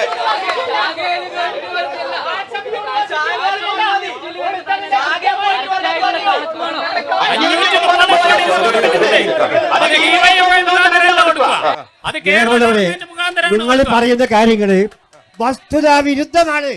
നിങ്ങൾക്ക് അറിയില്ലെങ്കിൽ അറിയില്ല എന്ന് പറ. അതാണ് വ്യത്യസ്ത അറിയില്ലെങ്കിൽ എനിക്കിത് അറിയില്ല എന്ന് പറയില്ല. അതാണ് ഡൈവേഴ്സിറ്റി, അതാണ് കമ്മ്യൂണിസം. നിങ്ങൾ പറയുന്നതിനെ ഞാൻ അംഗീകരിക്കുന്നതാണ് കമ്മ്യൂണിസം. ജനാധിപത്യം എന്ന് പറയുന്നത് നിങ്ങൾ പറയുന്നത് അംഗീകരിക്കലല്ല ഞങ്ങളെ പണി. നിങ്ങൾ പറയുന്നതിനെ ക്രോസ് ചെയ്യാനുള്ള കാര്യങ്ങൾ ജനങ്ങളുടെ മുമ്പിൽ അവതരിപ്പിക്കലാണ് ഒരു കക്ഷിയുടെ പദ്ധതി. ഓക്കെ, നമുക്ക് വ്യത്യസ്ത പാർട്ടിക്കാരുടെ ഏറ്റവും അവസാനത്തെ സെഗ്മെന്റിലേക്ക് നമ്മൾ പോവുകയാണ്. ഇപ്പോൾ തെരഞ്ഞെടുപ്പ് 9-ാം തീയതി പോളിംഗ് പോളിംഗ് ബൂത്തിലേക്ക് ശാഖയെ പോയതുകൊണ്ടാണ്. ഇനി ശാഖയെ പോയാൽ ഇത് മനസ്സിലാവും, കണക്കാടുന്ന് കിട്ടും. ഓക്കെ, അതേ ശാഖയിൽ നിന്ന് കിട്ടിയതാണ്. ശാഖയിൽ പോയ ആളാണ് 12 വർഷമായി ഇന്ത്യ രാജ്യം ഭരിക്കുന്നത്. 97 മുതൽ 2004 വരെ ഇന്ത്യ രാജ്യം ഭരിച്ചത് അടൽ ബിഹാരി വാജ്പേയിയാണ്. ശാഖയിൽ പോയ ആളാണ്. ശാഖയിൽ പോയ ആളാണ് ഇനിയും ഇന്ത്യ രാജ്യം ഭരിക്കുക. ശാഖയിൽ പോയ ആളാണ് കേരള സംസ്ഥാനം ഭരിക്കാൻ വേണ്ടി പോകുന്നത്. പെട്ടെന്ന് നമുക്ക് ശാഖയിൽ പോയ ആളാണ് രാജ്യത്തെ മന്ത്രിമാരല്ല. നിതിൻ ഗഡ്കരിയുടെ ഫണ്ട് വാങ്ങിയ ശാഖയിൽ പോയ ആളാണ് നിതിൻ ഗഡ്കരി. നരേന്ദ്രമോദി ശാഖയിൽ പോയ ആളാണ്. എല്ലാവരും ശാഖയിൽ പോയ നേതാക്കന്മാരാണ് കേന്ദ്ര മന്ത്രിമാരായിട്ടുള്ളത്. അവരുടെ അടുത്താണ് നമ്മുടെ കേരള ഗവൺമെന്റ് പണത്തിന് പോകുന്നത്. അപ്പൊ ശാഖയിൽ പോയ ആളടുത്ത് ഫണ്ടിന് പോകാം, ശാഖയിൽ പോയ ആള് ഫണ്ട് കൊടുത്താൽ വാങ്ങിക്കാം. അല്ല, ശാഖയിൽ പോയ ആളാണ് 9ാം ക്ലാസ്സുകാരനെ പീഡിപ്പിച്ചത്. അതുകൊണ്ട് അത് മനസ്സിലാക്കണോ? ഏറ്റവും കൂടുതൽ പീഡനം നടന്ന മാർക്സിസ്റ്റ് പാർട്ടിക്കാരൻ ഡിവൈഎഫ്ഐക്കാരാണ്. പീഡിപ്പിച്ച PK ശശി ഇപ്പം വേറെ പാർട്ടിയിലാണുള്ളത്. അല്ല, നരേന്ദ്രമോദി എംസ്റ്റീൻ ഫയൽ വന്നതിനെ കുറിച്ചിട്ട് എന്തെങ്കിലും പറയാനുണ്ടോ? വലിയ കാര്യങ്ങളല്ലേ അത്? അയാള് അമേരിക്കയിൽ നരേന്ദ്രമോദി 9,000 ദിവസം ഭരിച്ചിട്ട് ഒരു ദിവസം പോലും ആസ്പത്രി കിടന്നിട്ടില്ല. നരേന്ദ്രമോദി ഒരു അമേരിക്കയിലും ചികിത്സക്ക് പോയിട്ടില്ല. ബിജെപിയുടെ ഒരു നേതാവും വിദേശത്ത് വരുന്ന സാധനത്തിന് കൊണ്ട് പറയുന്നതായിരിക്കും. നമുക്ക് അറിഞ്ഞുകൂടാ. ബിജെപിയുടെ ഒരു നേതാവും നിങ്ങൾ സാധാരണ ഉപയോഗിക്കുന്ന സാധനത്തിന് കൊണ്ട് പറയുന്നതായിരിക്കും. അത് നമുക്കറിയാം. ഞമ്മക്കിതല്ല, ഞാള് വെൽ ട്രെയിൻഡ് ആണ്. ഞാള് യഥാർത്ഥ വെൽ ട്രെയിൻഡ് ആണ്. ഇയാൾ പാർട്ടിക്കാർ, BJP-ക്കാർ. ഓക്കെ, നമുക്ക് ഈ സെഗ്മെന്റ് അവസാനത്തിലേക്ക് നമുക്ക് ഈ സെഗ്മെന്റ് അവസാനത്തിലേക്ക് പോകണം. ഇപ്പോൾ ഇവരൊക്കെ തന്നെ ഈ ഏപ്രിൽ 9-ാം തീയതി പോളിംഗ് ബൂത്തിലേക്ക് പോവുകയാണ്. അപ്പോൾ ഏറ്റവും ചുരുങ്ങിയ വാക്കുകളിൽ 3 നേതാക്കന്മാരും എന്തുകൊണ്ട് നിങ്ങളുടെ മുന്നണിയെ ജനങ്ങൾ തെരഞ്ഞെടുക്കണം, എന്തുകൊണ്ട് LDF വിജയിക്കണം കൂത്തുപറമ്പ്? ആ ഭാഗത്തേക്ക് വരുന്നതിന് മുമ്പ് ഇവിടെ വ്യക്തമാക്കണം. അതായത് ഇവിടെ പറയുമ്പോൾ കേന്ദ്ര സർക്കാരിന്റെ ഫണ്ടാണ്, സ്റ്റേറ്റ് ഗവൺമെന്റിന്റെ ഫണ്ടാണ്. എന്താണ് ഫെഡറൽ സംവിധാനം? ഭരണഘടനാ തത്വം എന്താണ്? കേന്ദ്രം ഇവിടെ ഫണ്ട് പിരിക്കുന്നത് എവിടുന്ന? കേന്ദ്രത്തിന്റെ BJP-ക്കാരുടെ തറവാട്ടെന്നാണോ? ജനങ്ങളുടെ ഫണ്ടാണ്. ആ ജനങ്ങളുടെ ഫണ്ട് ഫെഡറൽ തത്വം അനുസരിച്ചുകൊണ്ട് നീതിപൂർവ്വം വിതരണം ചെയ്യണം. കേരളത്തിന് ധനകാര്യ കമ്മീഷന്റെ ഗ്രാന്റ് നേരത്തെ 3.85 കിട്ടിയപ്പോൾ ഇപ്പോഴെന്തുകൊണ്ട് 1.92 അതിന് മറുപടി പറയേണ്ടതല്ലേ? കേരളത്തിന് വിഹിതം എല്ലാ മേഖലയിലും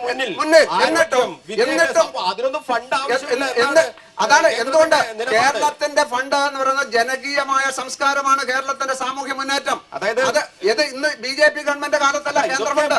ധനകാര്യ സംസ്ഥാനങ്ങൾക്ക് അവരെ ഉയർത്തിക്കൊണ്ടുവരാൻ വേണ്ടി ആ ഫണ്ട് ഉപയോഗിക്കുന്നത് എന്നുള്ളതാണ്. അഭിമാനകരമായി കേരളത്തിന് പറയാൻ പറ്റും, ഇത് ജനാധിപത്യത്തിന്റെ ഉത്സവമായിട്ടാണ് നമ്മൾ ഇതിനെ കാണുന്നത്. എന്താണ് ജനാധിപത്യം എന്ന് പറയുന്നത്? എല്ലാം രാഷ്ട്രീയ പ്രശ്നം എന്ന് പറയുന്നത് രാഷ്ട്രീയ സമിതി. ഇവിടെ കേരളത്തിൽ പട്ടിണി കിടക്കുന്ന ഒരു മനുഷ്യനില്ല. ആരോഗ്യ സംവിധാനത്തിന്, ആശുപത്രി സംവിധാനത്തിലുള്ള ഒരു മലയാളിക്കും പ്രശ്നമില്ല ഇവിടെ. വിദ്യാഭ്യാസ സംവിധാനത്തിന് ഒരു സാമില്ലാത്ത പ്രശ്നം ഇവിടെ ഇല്ല, എല്ലാം ഉണ്ട്. വസ്ത്രം ധരിക്കാൻ പറ്റാത്ത സാഹചര്യം കേരളത്തിലില്ല. അഭ്യസ്തവിദ്യരുടെ തൊഴില്, യോഗ്യതക്ക് തൊഴിലെങ്കിലും പട്ടിണി കിടക്കാത്ത തൊഴിൽ അന്തരീക്ഷം ഇവിടെ ഉണ്ട്. അതുകൊണ്ടാണ് ഇതര സംസ്ഥാന തൊഴിലാളികൾ ഇങ്ങോട്ട് വരുന്നത്. അതോടൊപ്പം തന്നെ പാർപ്പിട പ്രശ്നം പരിഹരിക്കുന്നതിന് വേണ്ടി, സമ്പൂർണ്ണ പാർപ്പിട വിപ്ലവത്തിന് വേണ്ടി കേരളം മുന്നോട്ട് പോവുകയാണ്. കേരളം ഇതുപോലെ ഈ 78 വർഷം പൂർത്തിയായ സ്വതന്ത്ര ഭാരതത്തിൽ 55 വർഷക്കാലം സ്വതന്ത്രമായി നാട് ഭരിച്ച കോൺഗ്രസിന് ഇങ്ങനെ ഒരു പദ്ധതി ഉണ്ടോ? ഇപ്പോഴും 12 വർഷമായി ഭരിച്ചുകൊണ്ടിരിക്കുന്ന BJPക്ക് ഇങ്ങനെ ഒരു പദ്ധതി ഉണ്ടോ? 48 രൂപ പെട്രോളിന്റെ വിലയായപ്പോൾ ഞങ്ങളത് 50 രൂപക്ക് കൊടുക്കുമെന്ന് 108 രൂപ ഇപ്പോൾ കൊള്ളയടിക്കുന്നത് ഹിന്ദുവിന്റെ കീശയിൽ നിന്ന്. അതുപോലെ ഡീസലിന്റെ വില, പാചകവാതകത്തിന്റെ വില, ഇന്ന് ആരാണ് ഇതിന് കാരണം? ഇന്ന് യുദ്ധം വരുത്തി വെച്ച കെടുതികളുടെ കാരണമാര്? നയതന്ത്രപരമായി ചേരിചേരാ പ്രസ്ഥാനത്തിന് നിലപാട് സ്വീകരിച്ചില്ല. അതുകൊണ്ട് നമ്മൾ ഇവിടെ കേരളത്തിന്റെ തെരഞ്ഞെടുപ്പിൽ നമ്മുടെ മുമ്പിൽ BJP അല്ല പ്രശ്നം. നമ്മുടെ മുമ്പിൽ BJPയും UDFും തമ്മിലുള്ള ബന്ധമാണ്, കോലീബിയാണ്. ആ കോലീബി സംവിധാനം അനുസരിച്ചുകൊണ്ട് ഇടതുപക്ഷ ജനാധിപത്യ പ്രസ്ഥാനത്തെ പരാജയപ്പെടുത്താൻ വേണ്ടി കോർപ്പറേറ്റ് ഭീമന്മാരായ രാജീവ് ചന്ദ്രശേഖരൻ മുതൽ എല്ലാ കോർപ്പറേറ്റ് മുതലാളിമാരും കനകോലുവിന് പണം കൊടുത്തുകൊണ്ട് ഇങ്ങോട്ട് വരുന്നുണ്ട്. അവരെല്ലാം തന്നെ നുണ പ്രചരിപ്പിക്കുന്നുണ്ട്. വികസനം പറയരുതെന്ന് അവർ പറയുന്നുണ്ട്. ആ നുണയാണ് ഉണ്ടാവുക. ഇനി ഏപ്രിൽ 9 വരെയും ഓരോ ദിവസവും ഉണ്ടാവുന്ന നുണയെ നമ്മുടെ ബഹുജന എല്ലാ വിഭാഗം ആളുകളും നുണയെ കാതോർത്ത് കേൾക്കുക. അതിന് 24 സെക്കൻഡ് കൊണ്ട് മറുപടി പറഞ്ഞ് അവസാനിപ്പിക്കുക.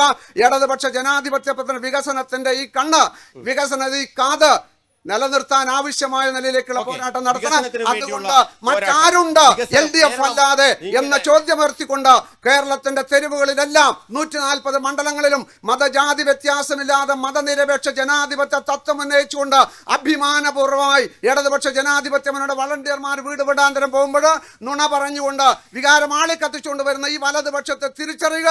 ആ വലതുപക്ഷത്തെ തകർക്കാൻ ആവശ്യമായ ജനാധിപത്യ പോരാട്ടത്തിൽ വോട്ടുകൾ രേഖപ്പെടുത്തേണ്ടതുണ്ട്. ഓക്കെ, എന്തുകൊണ്ട് UDF? കഴിഞ്ഞ 10 വർഷക്കാലമായി കേരളത്തിൽ ജനങ്ങൾ അനുഭവിക്കുന്ന ദുരിതപൂർണമായ ഒരവസ്ഥ അത് പരിഹരിച്ചുകൊണ്ട് ഒരു പുതുയുഗത്തിലേക്ക് കേരളത്തെ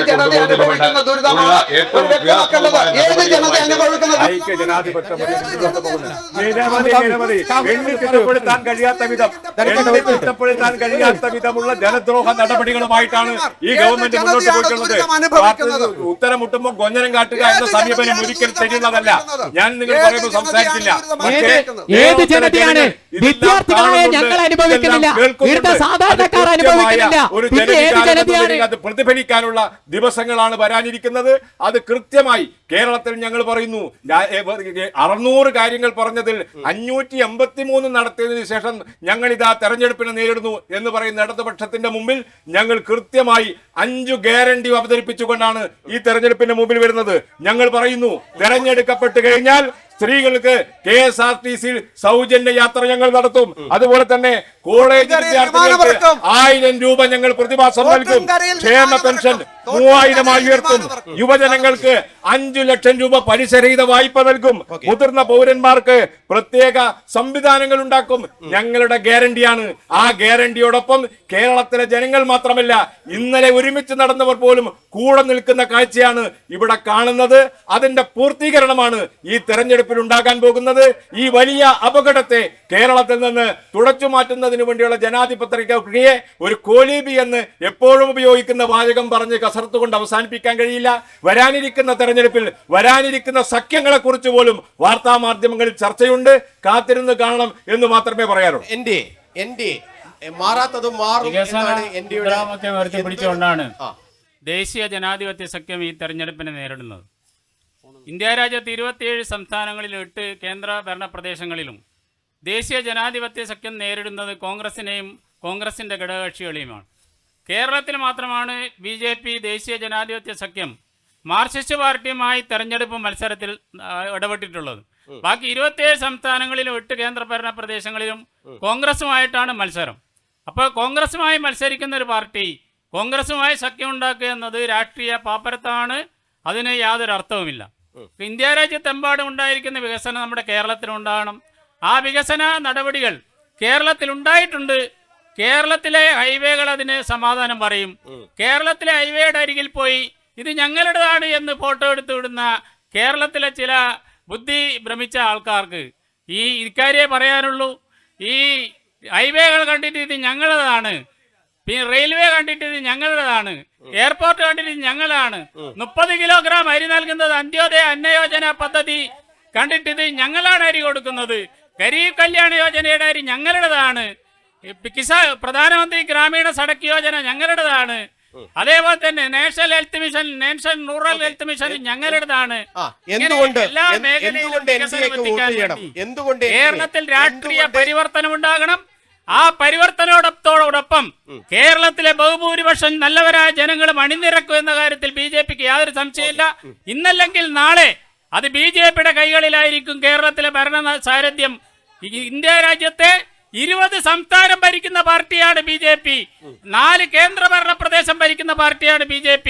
ഇന്ത്യയിലെ ഒറ്റക്ക് അധികാരത്തിലിരിക്കുന്ന പാർട്ടിയാണ് BJP.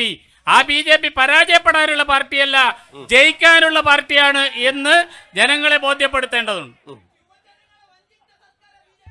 ഓക്കെ, എന്തായാലും കൂത്തുപറമ്പ് എന്നുള്ളത് കൂത്തുപറമ്പിന്റെ പോരാട്ടത്തിന്റെ രാഷ്ട്രീയ ചൂട് എന്താണെന്ന് നമ്മൾ ഈ ചർച്ചയിലൂടെ കണ്ടിട്ടുണ്ട്. എന്തായാലും ഏപ്രിൽ മാസം 9-ാം തീയതി പോളിംഗ് ബൂത്തിലേക്ക് പോകുമ്പോൾ വലിയ രീതിയിലുള്ള ഒരു രാഷ്ട്രീയ ചൂട് തന്നെ ആയിരിക്കും പോളിംഗ് ബൂത്തിലേക്ക് ജനങ്ങൾ പോകുമ്പോൾ, വോട്ടർമാർ പോകുമ്പോൾ ഉണ്ടാവുക. അതിന്റെ വിധി നമുക്ക് മെയ് മാസം 4-ാം തീയതി അറിയാം. കൂത്തുപറമ്പിനെ സംബന്ധിച്ചിടത്തോളം 2 മുന്നണികൾക്കും ശക്തമായ സ്വാധീനമുള്ള മണ്ഡലമാണ് കൂത്തുപറമ്പ്. NDAക്കും അവരുടെ വോട്ട് ബാങ്ക് ഉണ്ട്. അങ്ങനെ അതിശക്തമായ മത്സരം നടക്കുന്ന ഒരു മണ്ഡലമാണ് കൂത്തുപറമ്പ് എന്ന കാര്യത്തിൽ ഒരു സംശയവുമില്ല. അതിൻ്റെ രാഷ്ട്രീയ ചൂട് എങ്ങനെയാണ് എന്നതിൻ്റെ ഒരു സാമ്പിൾ നമ്മൾ ഇവിടെ കണ്ടിട്ടുണ്ട്. എന്തായാലും പ്രചരണ പ്രവർത്തനങ്ങൾ മുന്നോട്ട് പോവുകയാണ്. ആ പ്രചരണ പ്രവർത്തനങ്ങളൊക്കെ മുന്നോട്ട് പോകുമ്പോൾ ജനങ്ങൾ തീരുമാനിച്ചിട്ടുണ്ട് ആർക്ക് വോട്ട് ചെയ്യണം, ആരെ വീഴ്ത്തണം, ആരെ വാഴ്ത്തണം എന്നൊക്കെ ജനങ്ങൾ തീരുമാനിച്ചിട്ടുണ്ട്. എന്തായാലും വികസനം തന്നെയാണ് കൂത്തുപറമ്പിൻ്റെയും പ്രധാനപ്പെട്ട ചർച്ച. ആ ചർച്ച അങ്ങനെ വികസനവുമായി ബന്ധപ്പെട്ട് വരുമ്പോൾ വലിയ ആത്മവിശ്വാസത്തിലാണ് LDF ഉള്ളത്. വികസന മുരടിപ്പ് ചൂണ്ടിക്കാട്ടിക്കൊണ്ടാണ് NDAയും അതോടൊപ്പം തന്നെ UDFും ഈ തെരഞ്ഞെടുപ്പിന്റെ ഗോതയിലേക്ക് ഇറങ്ങിയിട്ടുള്ളത്. എന്തായാലും 3 മുന്നണികൾക്കും ഈ ഘട്ടത്തിൽ വിജയാശംസകൾ നേരുകയാണ് നമ്മൾ. എന്തായാലും ഈ പടയൊരുക്കം എന്ന പ്രോഗ്രാം ഇവിടെ വൈൻഡപ്പ് ചെയ്യുകയാണ്. നമ്മുടെ അതിഥികൾ CPMന്റെ ജില്ലാ കമ്മിറ്റി അംഗം K ധനഞ്ജയൻ, UDFന്റെ പ്രതിനിധിയായി വന്നിട്ടുള്ളത് മുസ്ലിം ലീഗിന്റെ കൂത്തുപറമ്പ് നിയോജക മണ്ഡലം ജനറൽ സെക്രട്ടറി ഷാഹുൽ ഹമീദ്, BJPയുടെ പ്രതിനിധി NDAയുടെ പ്രതിനിധിയായി വന്നിട്ടുള്ളത് BJPയുടെ സംസ്ഥാന കമ്മിറ്റി അംഗം VP സുരേന്ദ്രൻ മാസ്റ്റർ. 3 പേർക്കും നന്ദി. അതോടൊപ്പം തന്നെ നമ്മളോടൊപ്പം വലിയ രീതിയിലുള്ള സഹകരണം നമുക്ക് നൽകിയ ഈ കൂത്തുപറമ്പിലെ വോട്ടർമാർ, വലിയ രീതിയിലുള്ള രാഷ്ട്രീയ വാഗ്വാദങ്ങൾ നടന്നിട്ടും സംയമനം വിടാതെ ഒരു രാഷ്ട്രീയത്തിൻ്റെ എല്ലാ രാഷ്ട്രീയ വാഗ്വാദങ്ങളൊക്കെ തന്നെ നടക്കുമ്പോഴും സംയമനം വിടാതെ നിന്ന കൂത്തുപറമ്പിൻ്റെ അഭിമാനമായ മാറിയ ഈ പ്രേക്ഷകർക്കും ഈ ഘട്ടത്തിൽ ഹൃദയം നിറഞ്ഞ നന്ദി രേഖപ്പെടുത്തുകയാണ്. പടയൊരുക്കം അടുത്ത ദിവസം മറ്റൊരു മണ്ഡലത്തിൽ. നന്ദി, നമസ്കാരം.